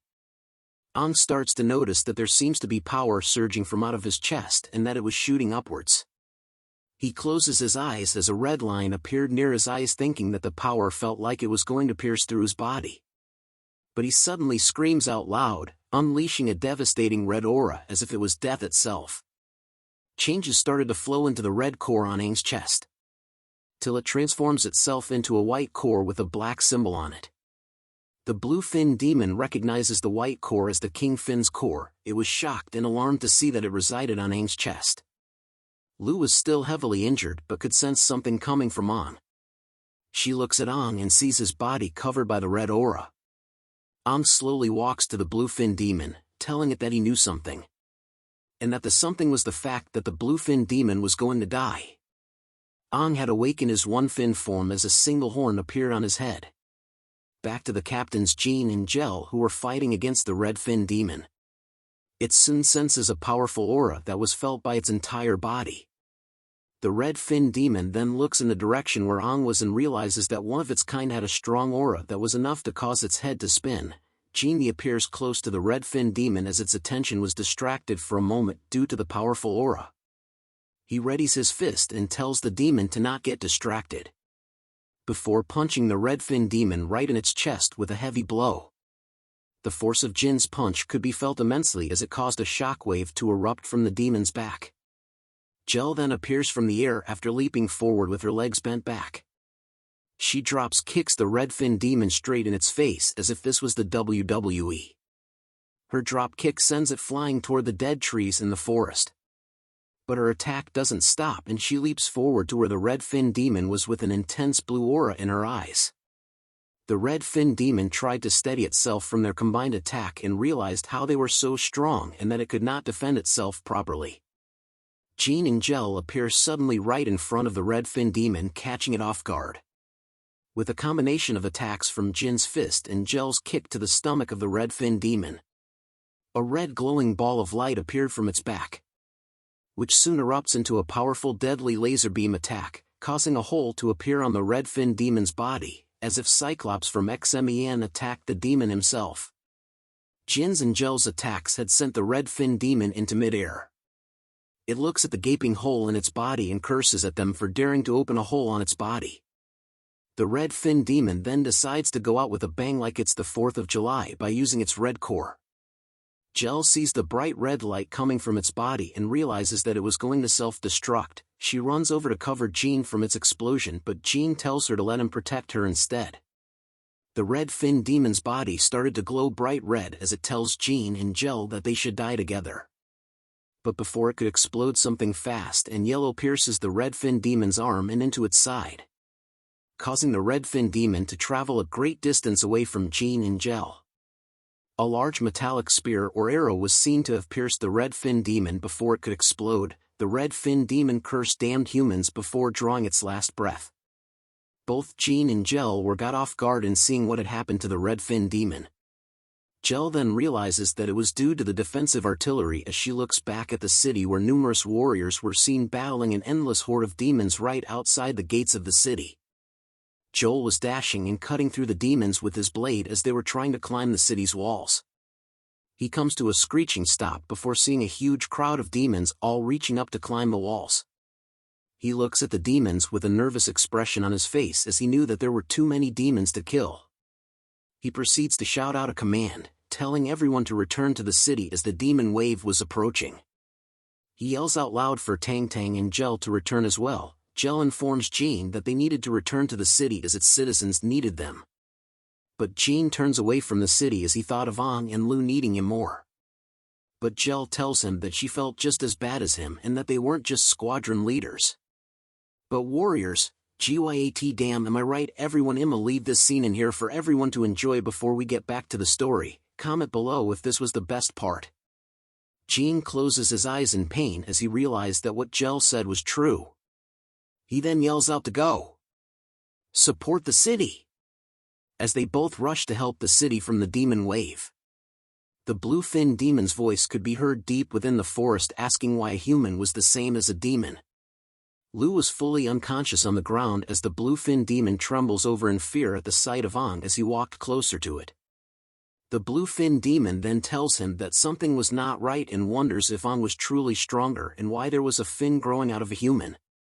But Ong didn't reply and simply stared at him with his yellowish eye and horn growing out of his forehead. He then tells it that maybe this was the reason for his reincarnation, the fact that he was given this demonic power to change everything, as he points a finger upwards which casts a green light. He then flicks the green light backward, which seems to head straight toward Lu, who was on the ground. The green light started to spread itself over Lu. It slowly started to remove the injuries and heal Lu back up. The bluefin demon was surprised to see that Ong could heal someone and wondered if he was a wood type. Ong tells the bluefin demon that he could vaguely recall what had happened, as memories of when the kingfin demon took over Aang's body during the time at the cave flashed through his mind. Ong then tells it that he may have absorbed the wood type power from the one fin demon back then. Tree branches soon appeared from below the ground and started to circle around Ong as he tells the bluefin demon that if he absorbs it, maybe he would get the power of water. The tree branches soon combined into one another and cast a huge shadow over the bluefin demon. It yells out, "What is this power?"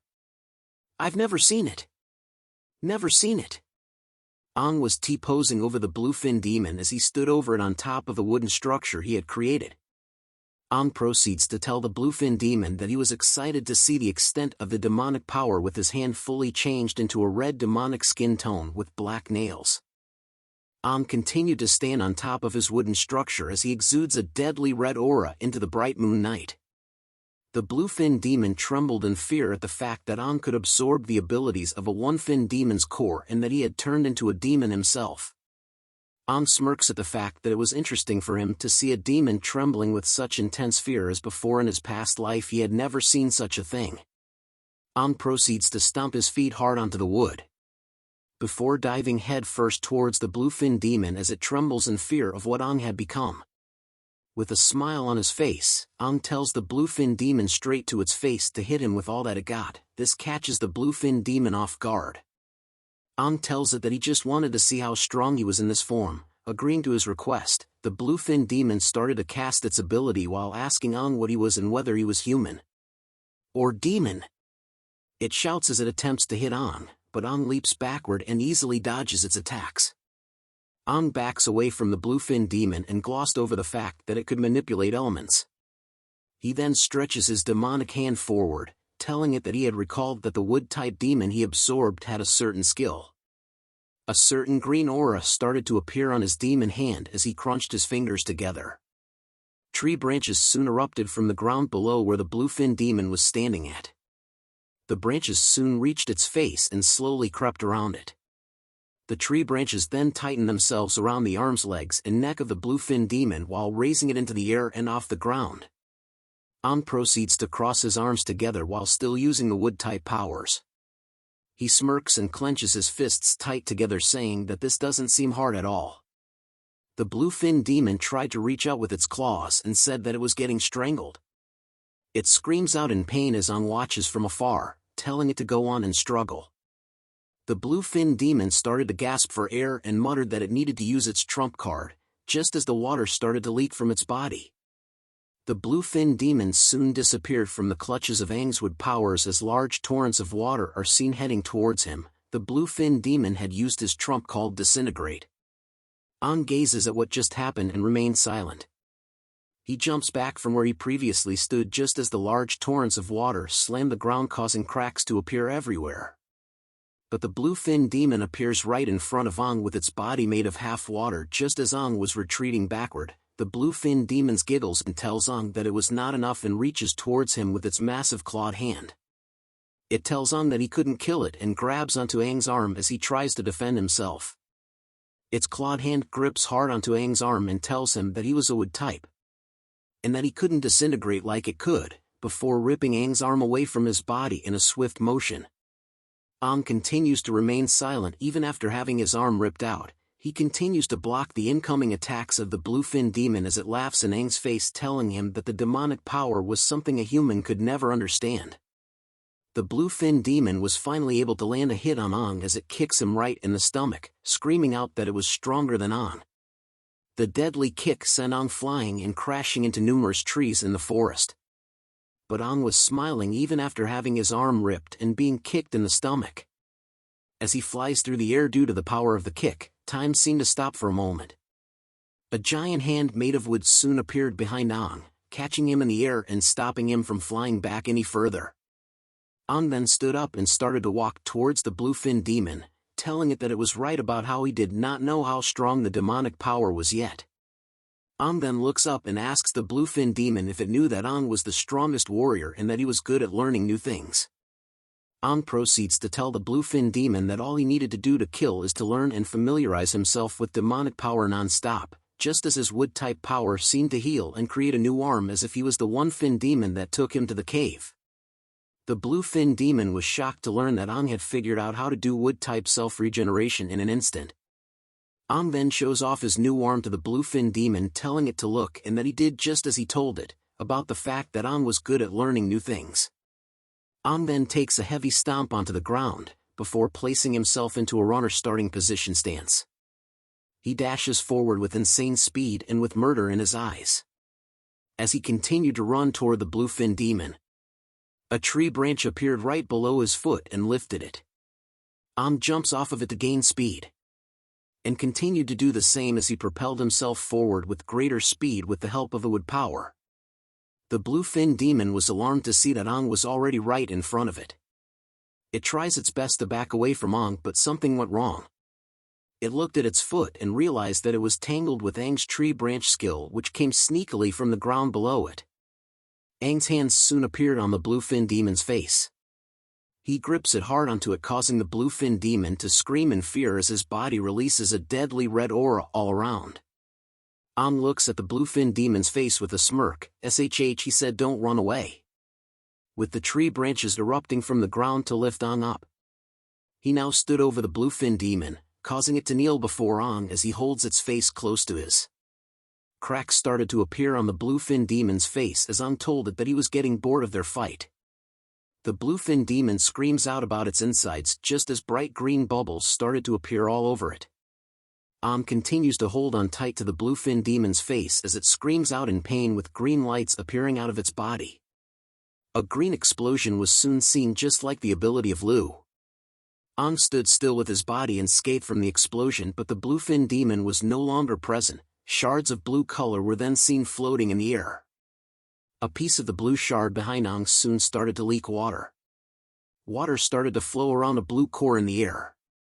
The bluefin demon had reappeared once more, calling stupid and laughing at the fact that it could disintegrate its body just as it launches another attack at from the back.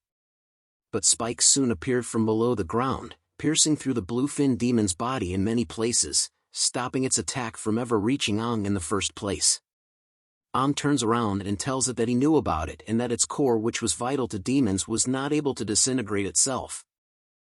Carries himself over to the bluefin demon with his tree branches, calling it a stupid thing and that it had overestimated itself. The bluefin demon tried its best to reach out to its blue core that was exposed due to Aang's tree branches. But grabs it right in front of its face. Informs the bluefin demon that once a demon's core is destroyed, even a 7-fin demon would die, much less you. He grins with an evil smile and tells the bluefin demon that he was going to be taking its water-type powers.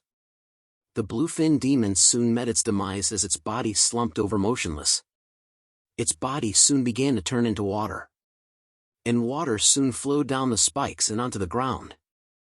Stood victoriously while holding the blue core into the air as the red moon shined brightly in front of him. He then smashes the blue core into pieces. And proceeds to drink the water that came out of it, while laughing like an evil maniac. He tells it to make him stronger. Demonic thoughts were invading Aang's psyche. Was finally able to absorb the power of the blue core, making him able to use water abilities. He wipes his mouth, saying that the blue core didn't taste that bad. He turns back to see the green healing aura surrounding Lu as she continues to lie on the ground unconsciously. With a closer look, her wounds had been completely healed. He uses the blue core water powers to transform himself into water to head over to Lu's body. He soon arrives with his body mostly in water. Continues to look at her with his eyes fully transformed into the demonic king's eyes. A voice speaks out saying that demons devour, humans kill. Hears those words and repeats them, demons devour, humans kill. As he raises his arm high into the air to strike Lu down with a smile on his face. He then unleashes a powerful downward strike that breaks through the green healing barrier that helped Lu to recover. Blood is seen splattered in the air. Aang's demonic hand could be seen trembling near Lu's face. "Damn it," mutters as he bites his lips hard enough to the point they started to bleed while veins appeared on the left side of his face. Had stopped his demonic hand from piercing Lu's face with his own hand. His demonic fingers could be seen pierced through his other hand. He tells the demonic side of him and the voice in his head to stop it. He struggles to hold himself back while shouting about how he could kill his own ally, and that all he wanted was for Lu to be safe. He curses the voices in his head. Lets out a terrifying scream that sends shockwaves into the air, telling the voice to get out of his head. The demonic Feng King could not believe that could resist its will. He smiles and says that it was interesting as he fades into the darkness. Back at the city gates, the numerous warriors of the city are seen battling an endless horde of demons. Snow and Suagio are seen back to back facing the demons, Snow was upset over the number of finless demons that were starting to scale over the walls of the city. He unleashes a powerful blow onto the ground, causing a shockwave to erupt. It sends the finless demons close to the top into the air. He turns to Suejo to ask her where Ong and Lu were, as they were the only squad that hasn't had all their members gathered together. Suejo causally dodges a finless demon's attack from the back. She tells him that she had heard from the other teams that there were 2 warriors who had snuck out of the city and were targeted by one fin demon. She then stabs the blue finless demon in its throat, informing Snow that she believed that the 2 warriors were Ong and Lu. Suejo commented that she was worried about them. Snow is shocked to hear that Ong and Lu had snuck out of the city.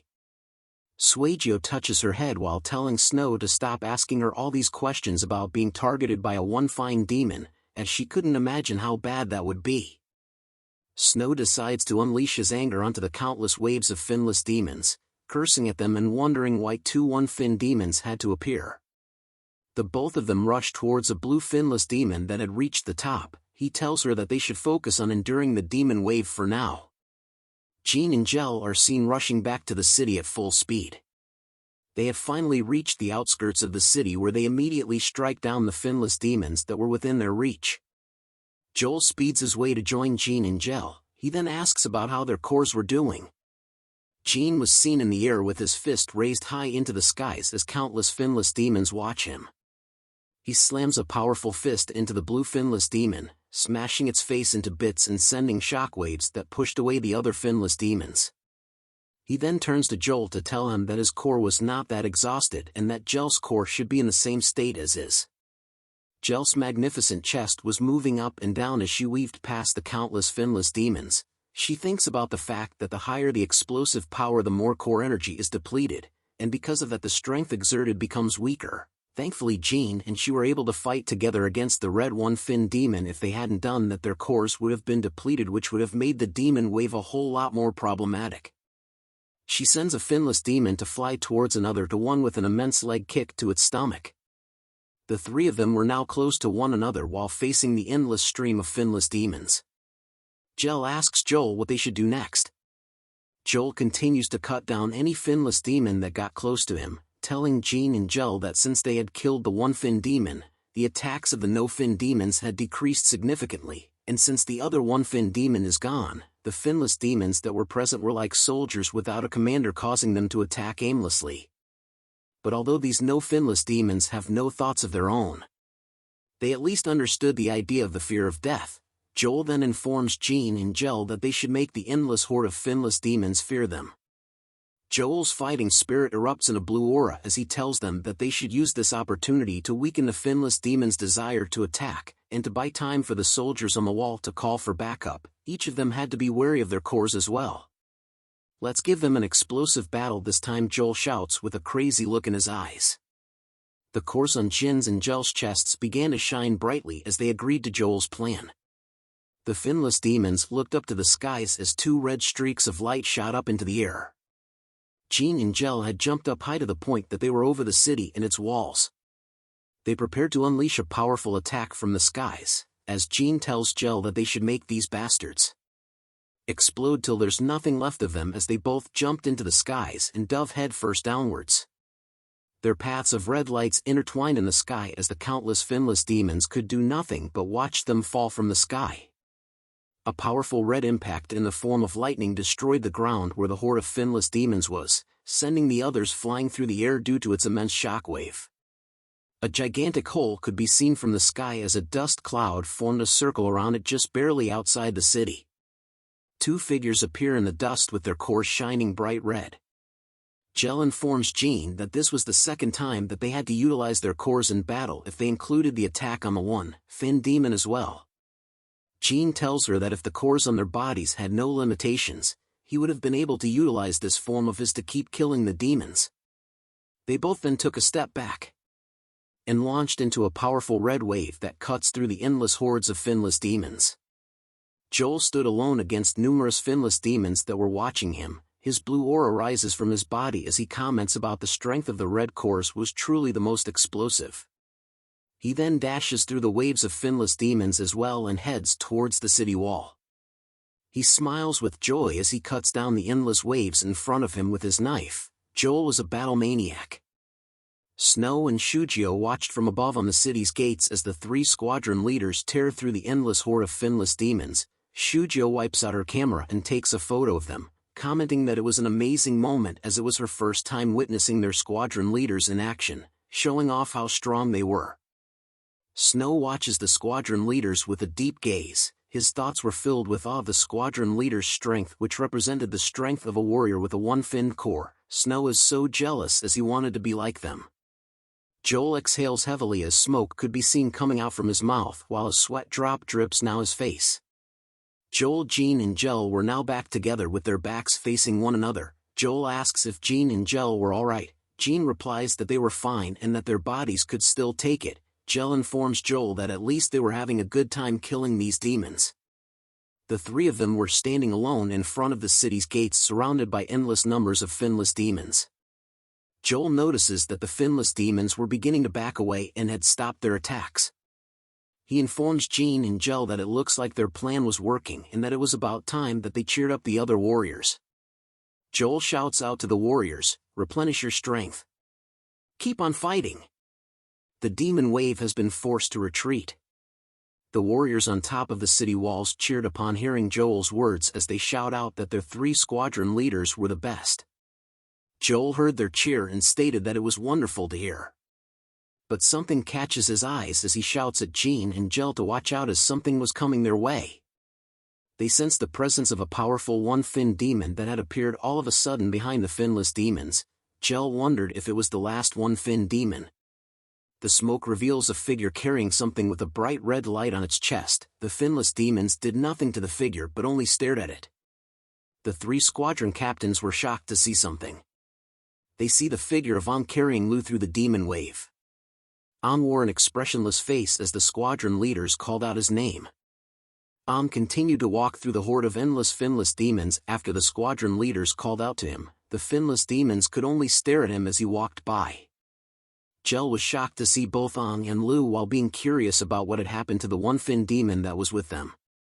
Joel became nervous at the sight of them walking past the finless demons, as even though they had beaten those no-fin demons into retreating, An couldn't come to them just like that as they would be devoured by the finless demons in an instant. What he feared soon came through as the finless demons started to lunge toward An and Lu. As the finless demons started to pour onto An and Lu to devour them, the squadron leaders rushed in to help them as Jean yells at the demon bastards to stop. The claws of the finless demons are reaching for An and Lu. Their claws reached closer but An had not yet reacted to their actions. He turns to them with his demonic king eyes and unleashes his red demonic aura, telling the finless demons that were reaching him to get lost. The finless demons were shocked to see the appearance of An and stopped in their tracks.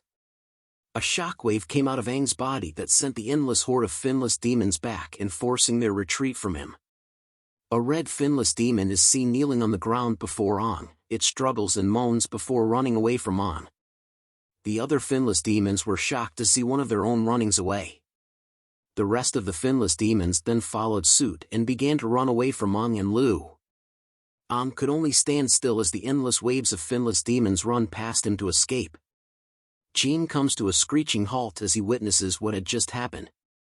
He was shocked to see that the demon wave filled with the finless demons had actually started to retreat. The warriors on top of the walls soon witnessed the same sight. They cheer and rejoiced that the demon wave had finally retreated, meaning that the warriors had managed to successfully protect the city from it. A warrior was curious about why the demon wave would have suddenly retreated. He wondered if it was because of the attacks from the three squadron leaders that managed to scare the demon wave off. Another warrior tells him that it was because of the squadron leaders' attacks and nothing else. Jean turns around to hear the cheers of the warriors and their shouting from up high the walls. They complimented the squadron leaders' explosive attacks that had managed to strike fear in the enemy and scared them into retreating. But the three squadron leaders felt that something was off and wondered if it was truly them that had managed to cause the demon wave to retreat. Jean then turns to look at Aang, wondering if it was because of him that the finless demons began to run away. Aang could finally let out a deep breath before dropping onto his knees. Jean sees this sight and was alarmed by it. The three squadron leaders quickly rush to Aang's and Lu's side as they see that Aang had completely collapsed, causing Lu to fall onto the ground as well. Aang could barely keep his eyes open as he sees the three squadron leaders rushing towards him. Jean shouts out to Joel and Jel to save them and that they would talk about what happened later. Aang is then seen lying on top of a skull that was seen when he was in his half-demonic mode. A voice tells Aang that he must really like using its power. Aang slowly opens his eyes, showing his tired pupils, and asks the voice who it was. The voice responds to Aang that they had met once half a century ago and that he should still be able to remember it. Aang recalls his memories of the eight-fin demon with wings that had approached his past self when he was dying. He tells the voice that it was one of the two eight-fin demons that he saw and wanted to ask it how many eight-fin demons there were. But the voice tells Aang not to worry about the number of eight-fin demons as he would soon know the number of them in the future. Aang's eyes open widely as he sees the eight-fin demon king chilling right beside him. The eight-fin demon introduces itself to Aang as the Crimson Fin King, the strongest eight-fin demon. Aang could only stare in silence at the appearance of the Crimson Fin King. The Crimson Fin King thought deeply about the fact that Aang was not even scared upon seeing it, which made it no wonder how his consciousness managed to reject its will from before. The Crimson Fin King noted that Aang was truly the strongest soldier. Aang backs away from the Crimson Fin King, asking him why he had chosen him, but the Crimson Fin King assures him that he doesn't have to worry about being harmed by him for now. But Aang brushes off his reply, yelling at him about what was happening to his body. The Crimson Fin King touches his head and notes that Aang has been asking so many questions.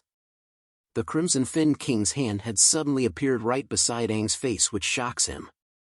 Another Crimson Fin King appeared behind Aang. He holds onto Aang's face, telling him that he will soon learn about his plans eventually and didn't need to be in such a rush.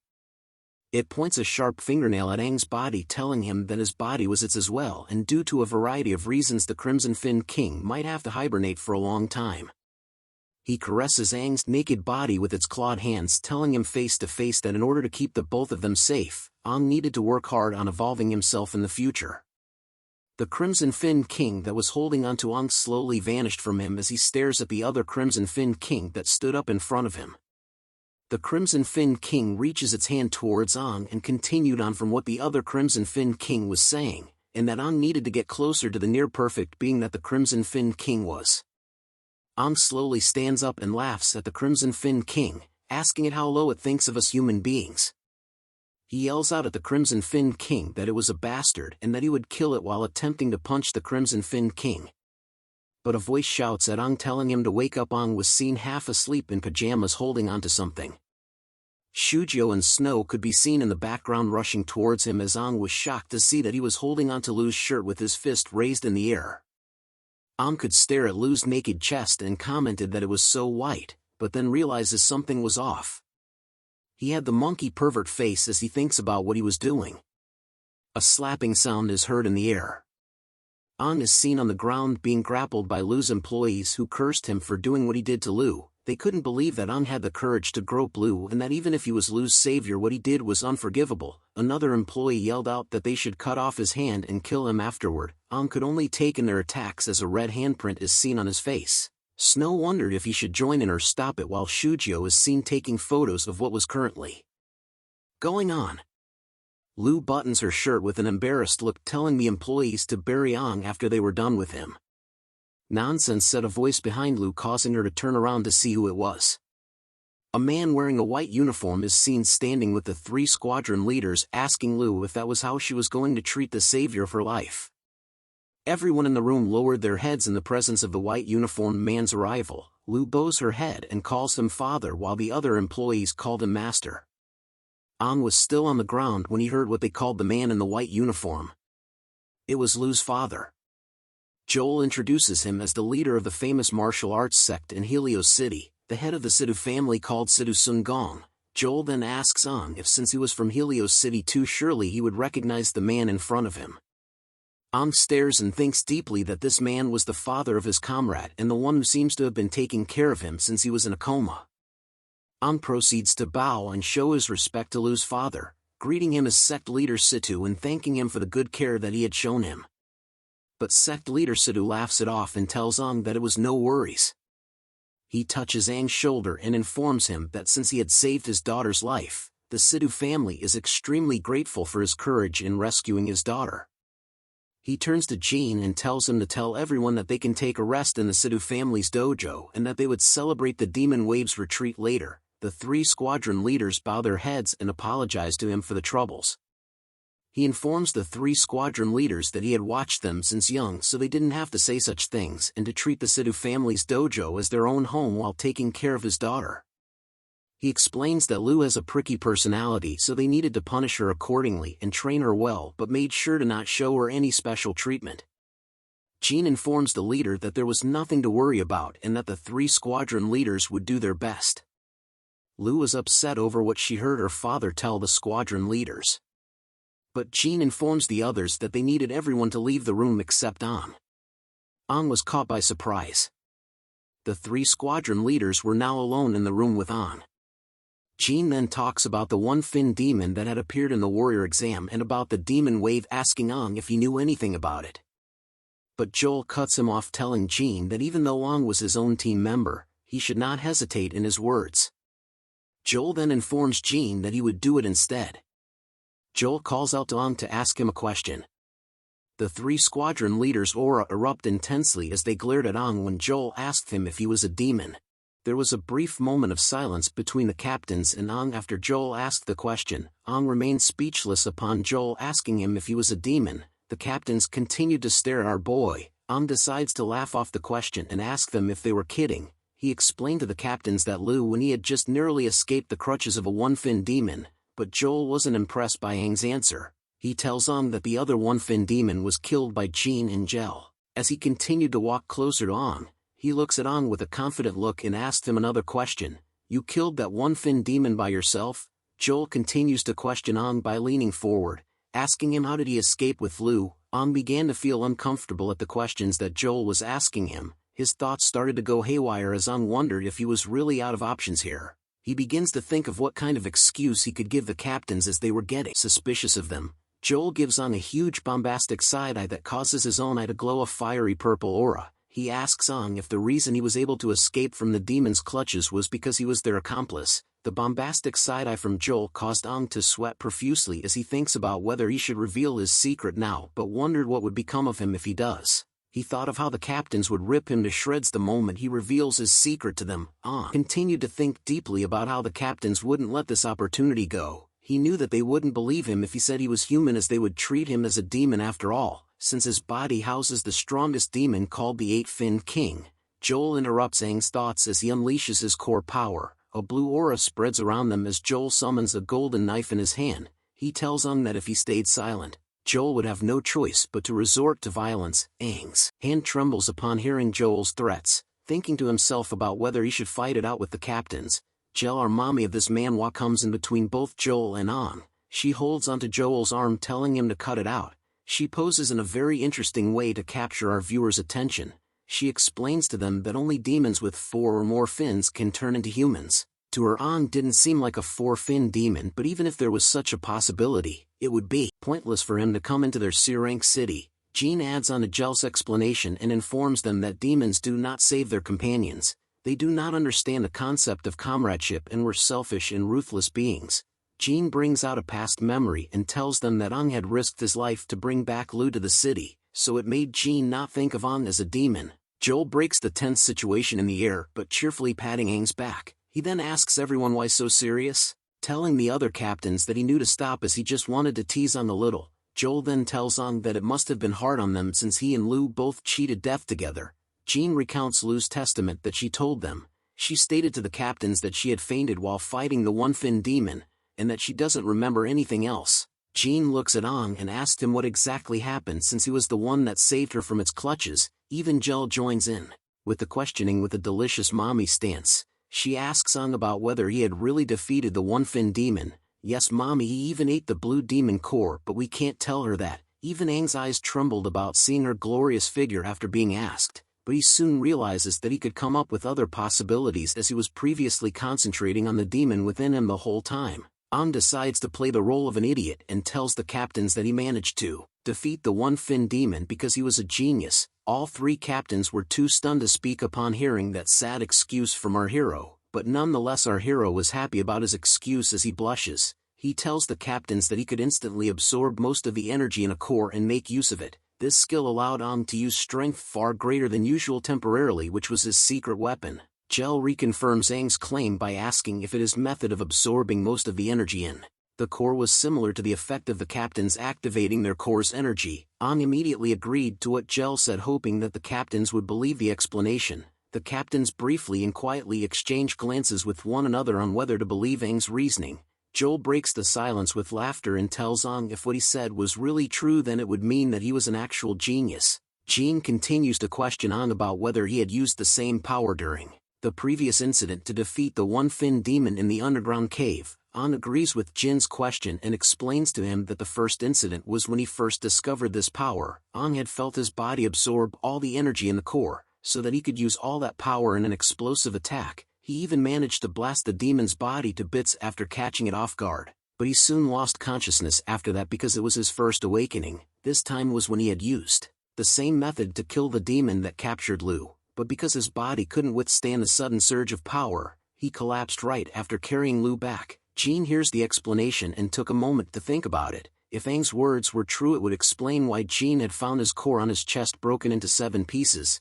It was probably caused by the absorption of power beyond the core's limits. But Ang was still sus to Jean as he continues to wonder if that really what happened, and if it meant that Ang was truly a genius. It's mommy time to speak as Gel tells Ang that if what he said was really true, then it meant that his ability was beyond his control right now. As his method was similar to how the captains would activate their core power, Gel explains to Ang that the captains had undergone a lot of training. When activating the energy, they can minimize the burden on their bodies because they can control the process. Hence it was important for Ang to not utilize this power before fully controlling it, as it could place him in danger. Jean pushes past mommy and tells Ang that he wanted to put his power to the test. Jean wanted to experience the powers of the so-called genius. Jean exudes a daddy red aura around his body as he tells Ang that they were going to the arena. The scene changes as our boys are seen in the middle of the arena. Ang wears his glove while posing like a male fashion model. Knowing that this test was because Jean was still doubting about what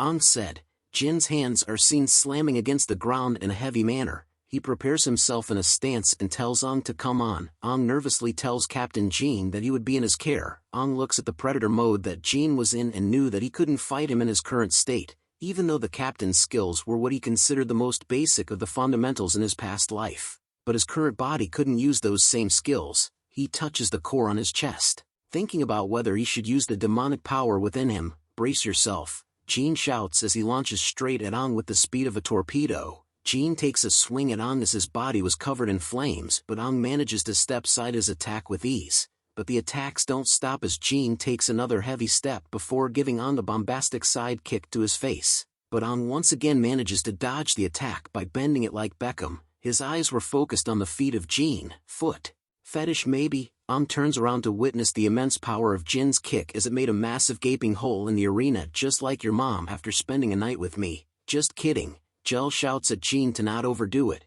Jean looks down upon Ang and informs him that other than the rest his reaction time was pretty good. Ang continued to think that it was thanks to his battle experience from his past life that made his reaction time pretty good, but he was sure that this was his limit. Jean raises his fist high up in the air and tells Ang that it was time for him to take things seriously. Jin's fist attack slams into the ground as an explosive of dust and smoke is seen along with the destroyed ground. Smoke and dust could only be seen from where the both of them stood. Ang escapes from the explosive punch made by Jean, surprised at the fact that Captain Jean was destroying the arena as if it was his own private property. But Big Daddy Jean appears from behind with his hand stretches out to give Ang a big hug. His huge hand grips around Aang's neck, giving off choke me daddy vibes. Jean looks at Ang and asks him if that was all he got. Ang knew that he couldn't escape from Jin's grasp with his current body state. Jean decides to side-sweep Aang's legs, causing him to fly towards the wall with a heavy landing. Joel and Gel were shocked to see what Jean had done to Ang. Joel tells Gel that this was too much and that they needed to end this here. But Gel reminds him that Jean wasn't the type to take things too far and that they needed to give him some time. Jean continues to taunt Ang. "Is that all you got?" he shouts, telling Ang that he couldn't be a genius with just those skills. Ang held a determined look in his eyes as he hated the thought of being underestimated. He slowly stood up with his butt facing us, recalling his past life where warriors would refer to him as king. To Ong, Jin was still just a kid. Steam started to emit from his body since he called himself a genius. He would fail Jin's test if he couldn't prove it, but since he was reborn, Ong knew that he couldn't live up to the same standards he had in his past life. Ong grew a grin on his face as he thought of secretly using some power from the demonic bastard that was inside his body. Our little boy finally gained the powers of the demon as a deadly red aura covers his body. He starts to flex and walk towards Jin with his new powers. The captains were shocked to see the powerful aura that was emitting from Aang's body as they watched from afar. Aang calls out to Jin slowly as he walks even closer to him. Aang tells Jin that it was his turn to attack just as an image of his past self manifested itself within Aang's red aura.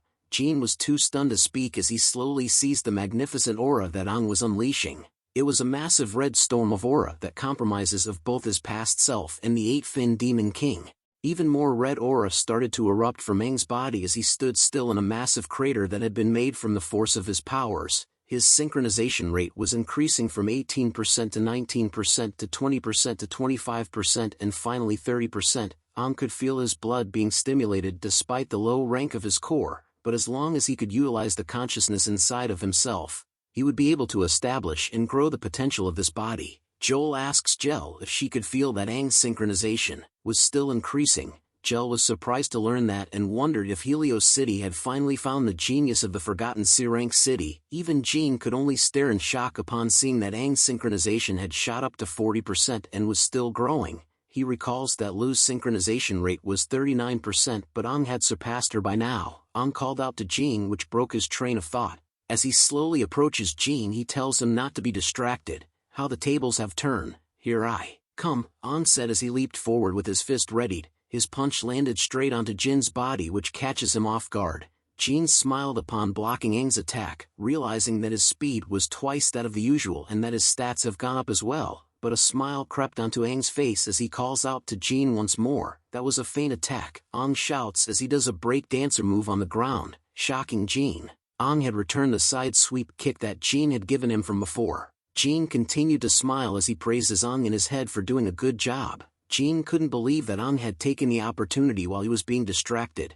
Jin had blocked him just to be hit in my lower half and lost my balance. What a clever way of attacking someone. But Aang's attack didn't stop there as he readies himself with another stance. Aang lets out one more ferocious high kick which Jin still manages to block with ease. Joel was amazed with the series of moves Aang had made, making him wondered where Aang got so much fighting experience from. Against someone known for their close combat, fighting so closely isn't very good of an idea, a voice said out loud, causing both Joel and Jel to turn around to see who it was. It was Sidhu Sun Gong, the Sidhu family's sect leader. Jel and Joel were happy to see him here and wondered how long he had been behind them as they couldn't even sense his presence. Sun Gong informs them that it hadn't been long. Joel informs him that they had to use the arena, which might have caused a minor inconvenience. Sun Gong was unsure whether the damages in the arena could be called minor, but Joel assures him that Jin would pay for the damages. But Sun Gong said it was alright as he just wanted to see the guy who had the same name as the greatest soldier to ever exist, and to see how well he fights back against Jin. Back to the fight. Jin manages to grab onto the ankle of Aang. The kick had forced him to move back a few inches. I've got you, Jin said with a confident look in his eyes. Sun Gong explains that in the past with Jin, when he was young, if he sees an opportunity to attack you, he'll catch it accurately, even if it's a brief moment. Not to mention that after years of fighting against demons in close combat, Jin had cultivated an incredible battle sense. Aang won't be able to free himself easily from the ankle grab. As Sun Gong was afraid that Aang was going to learn quite a heavy lesson, Jin could be seen with his fist raised high in the air, about to give Aang a beating like how our parents do to us. But Aang smiles and says, "No, I'm the one who caught you, squadron leader Jin."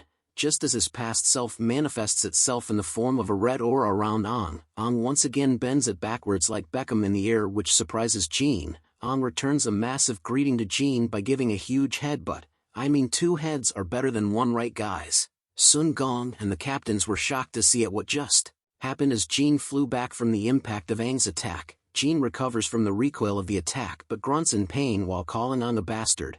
Meanwhile, Aang gracefully lands back on the ground and tells Jin that the bones of humans are very sturdy, but their foreheads are soft. Take note of this, viewers. Aang doesn't stop his attacks and begins to rush towards Jin once more. shouting at him that it was still his turn to attack. Jin could only stare in wonder, but he soon regains his composure. He readies himself for Aang's incoming attack. "Come get me," Jin shouted as his eyes glow red.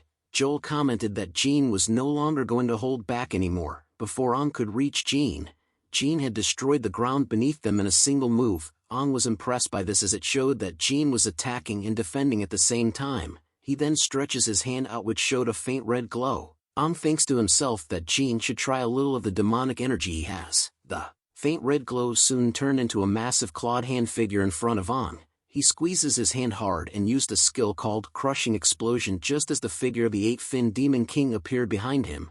Jin could only once again stare in shock as he sees that his attack had been blown away by Aang in a single move. The area was filled with smoke and dust. Aang quickly disappears from the sights of Jin in an instant. Aang then reappears once again from behind Jin just as Jin did to him. Before, Jel noted that Aang was using Jin's move of using the smoke to get into an opponent's blind spot against Jin himself. Joel called Aang a petty guy. "Imagine getting your move stolen in front of your eyes, guys. Painful." Sun Gong tells the captains that they were wrong because Aang had an incredible learning ability. Jin was able to turn around in time to face Aang's attack head-on. He shouts at Aang, "That's my move. Don't you forget. I'm more familiar with it than anybody else." Jin screams, just as their attacks were about to land on one another. But something happens the moment they fist cross each other's. Sun Gong tells the captains that Jin had lost. Aang had won the exchange of blows. His fist gave out a one-punch man power as a large amount of smoke is seen exiting from Jin's body. It turns out that Aang had missed his punch. Jin could only look shocked from the strength of Aang's fist and wondered if he had missed on purpose. Aang explained to Jin that he had always used the method of restraining his opponent and attacking immediately. If Jin hadn't held back in the beginning, Aang wouldn't have been able to take advantage of him. It was also due to the Jin's forehead concussion that caused his sight to be disorientated, which was why Jin thought that Aang had 3 afterimages, causing Jin to make a mistake, to which Aang used to his advantage. With a confident smile and a wink, Aang asks Jin if he believes in him now. Jin closes his eyes for a moment to think. Is he a genius? He wonders, as a massive fist print had landed on the wall right behind them, giving off Saitama vibes. Sun Gong's eyes lit up like a Christmas tree, thinking that with Aang he might be able to do something for them. Footsteps could be heard approaching the training arena, which catches everyone's attention. Our 2 waifus and Snow appeared at last. Shujio asked them why they haven't shown up for dinner yet, as the Lu family had prepared a variety of delicious food in an extra-large room. But her face was filled with shock over what she sees in the training arena. "What did you guys do?" she shouts. Aang chuckles nervously and tells her that most of the damage was done by Captain Jin. Lu wonders if Aang and the captains had been sparring. Joel teases Jin that he had lost against Aang, but Aang tells him that it was because Captain Jin was used to fighting against demons and was not used to fighting a brat like Aang. Sun Gong laughs out loud, telling Aang that there was no need to be so humble, and since they had sparred enough they should celebrate with a good dinner now. Aang thanks Sun Gong for the offer and tells him that he was going first. Sun Gong stares at Aang leaving in silence. He thought about the characteristics he had shown, such as unwilling to admit defeat, strong, knows how to handle things well since he helped Jin save face. Both his strength and intelligence are full of potential. Sun Gong then calls out to Lu. He looks at her and tells her that Aang wasn't too bad, and if she was interested in him, of course she is. "Our boy is the main character, HUH, she shouts as her face blushes while being shocked over what her father had asked her. Thanks for watching the latest part from the voice of Manhwa. Subscribe for more content and don't forget to comment below what you want to see in the future. Like and share for more.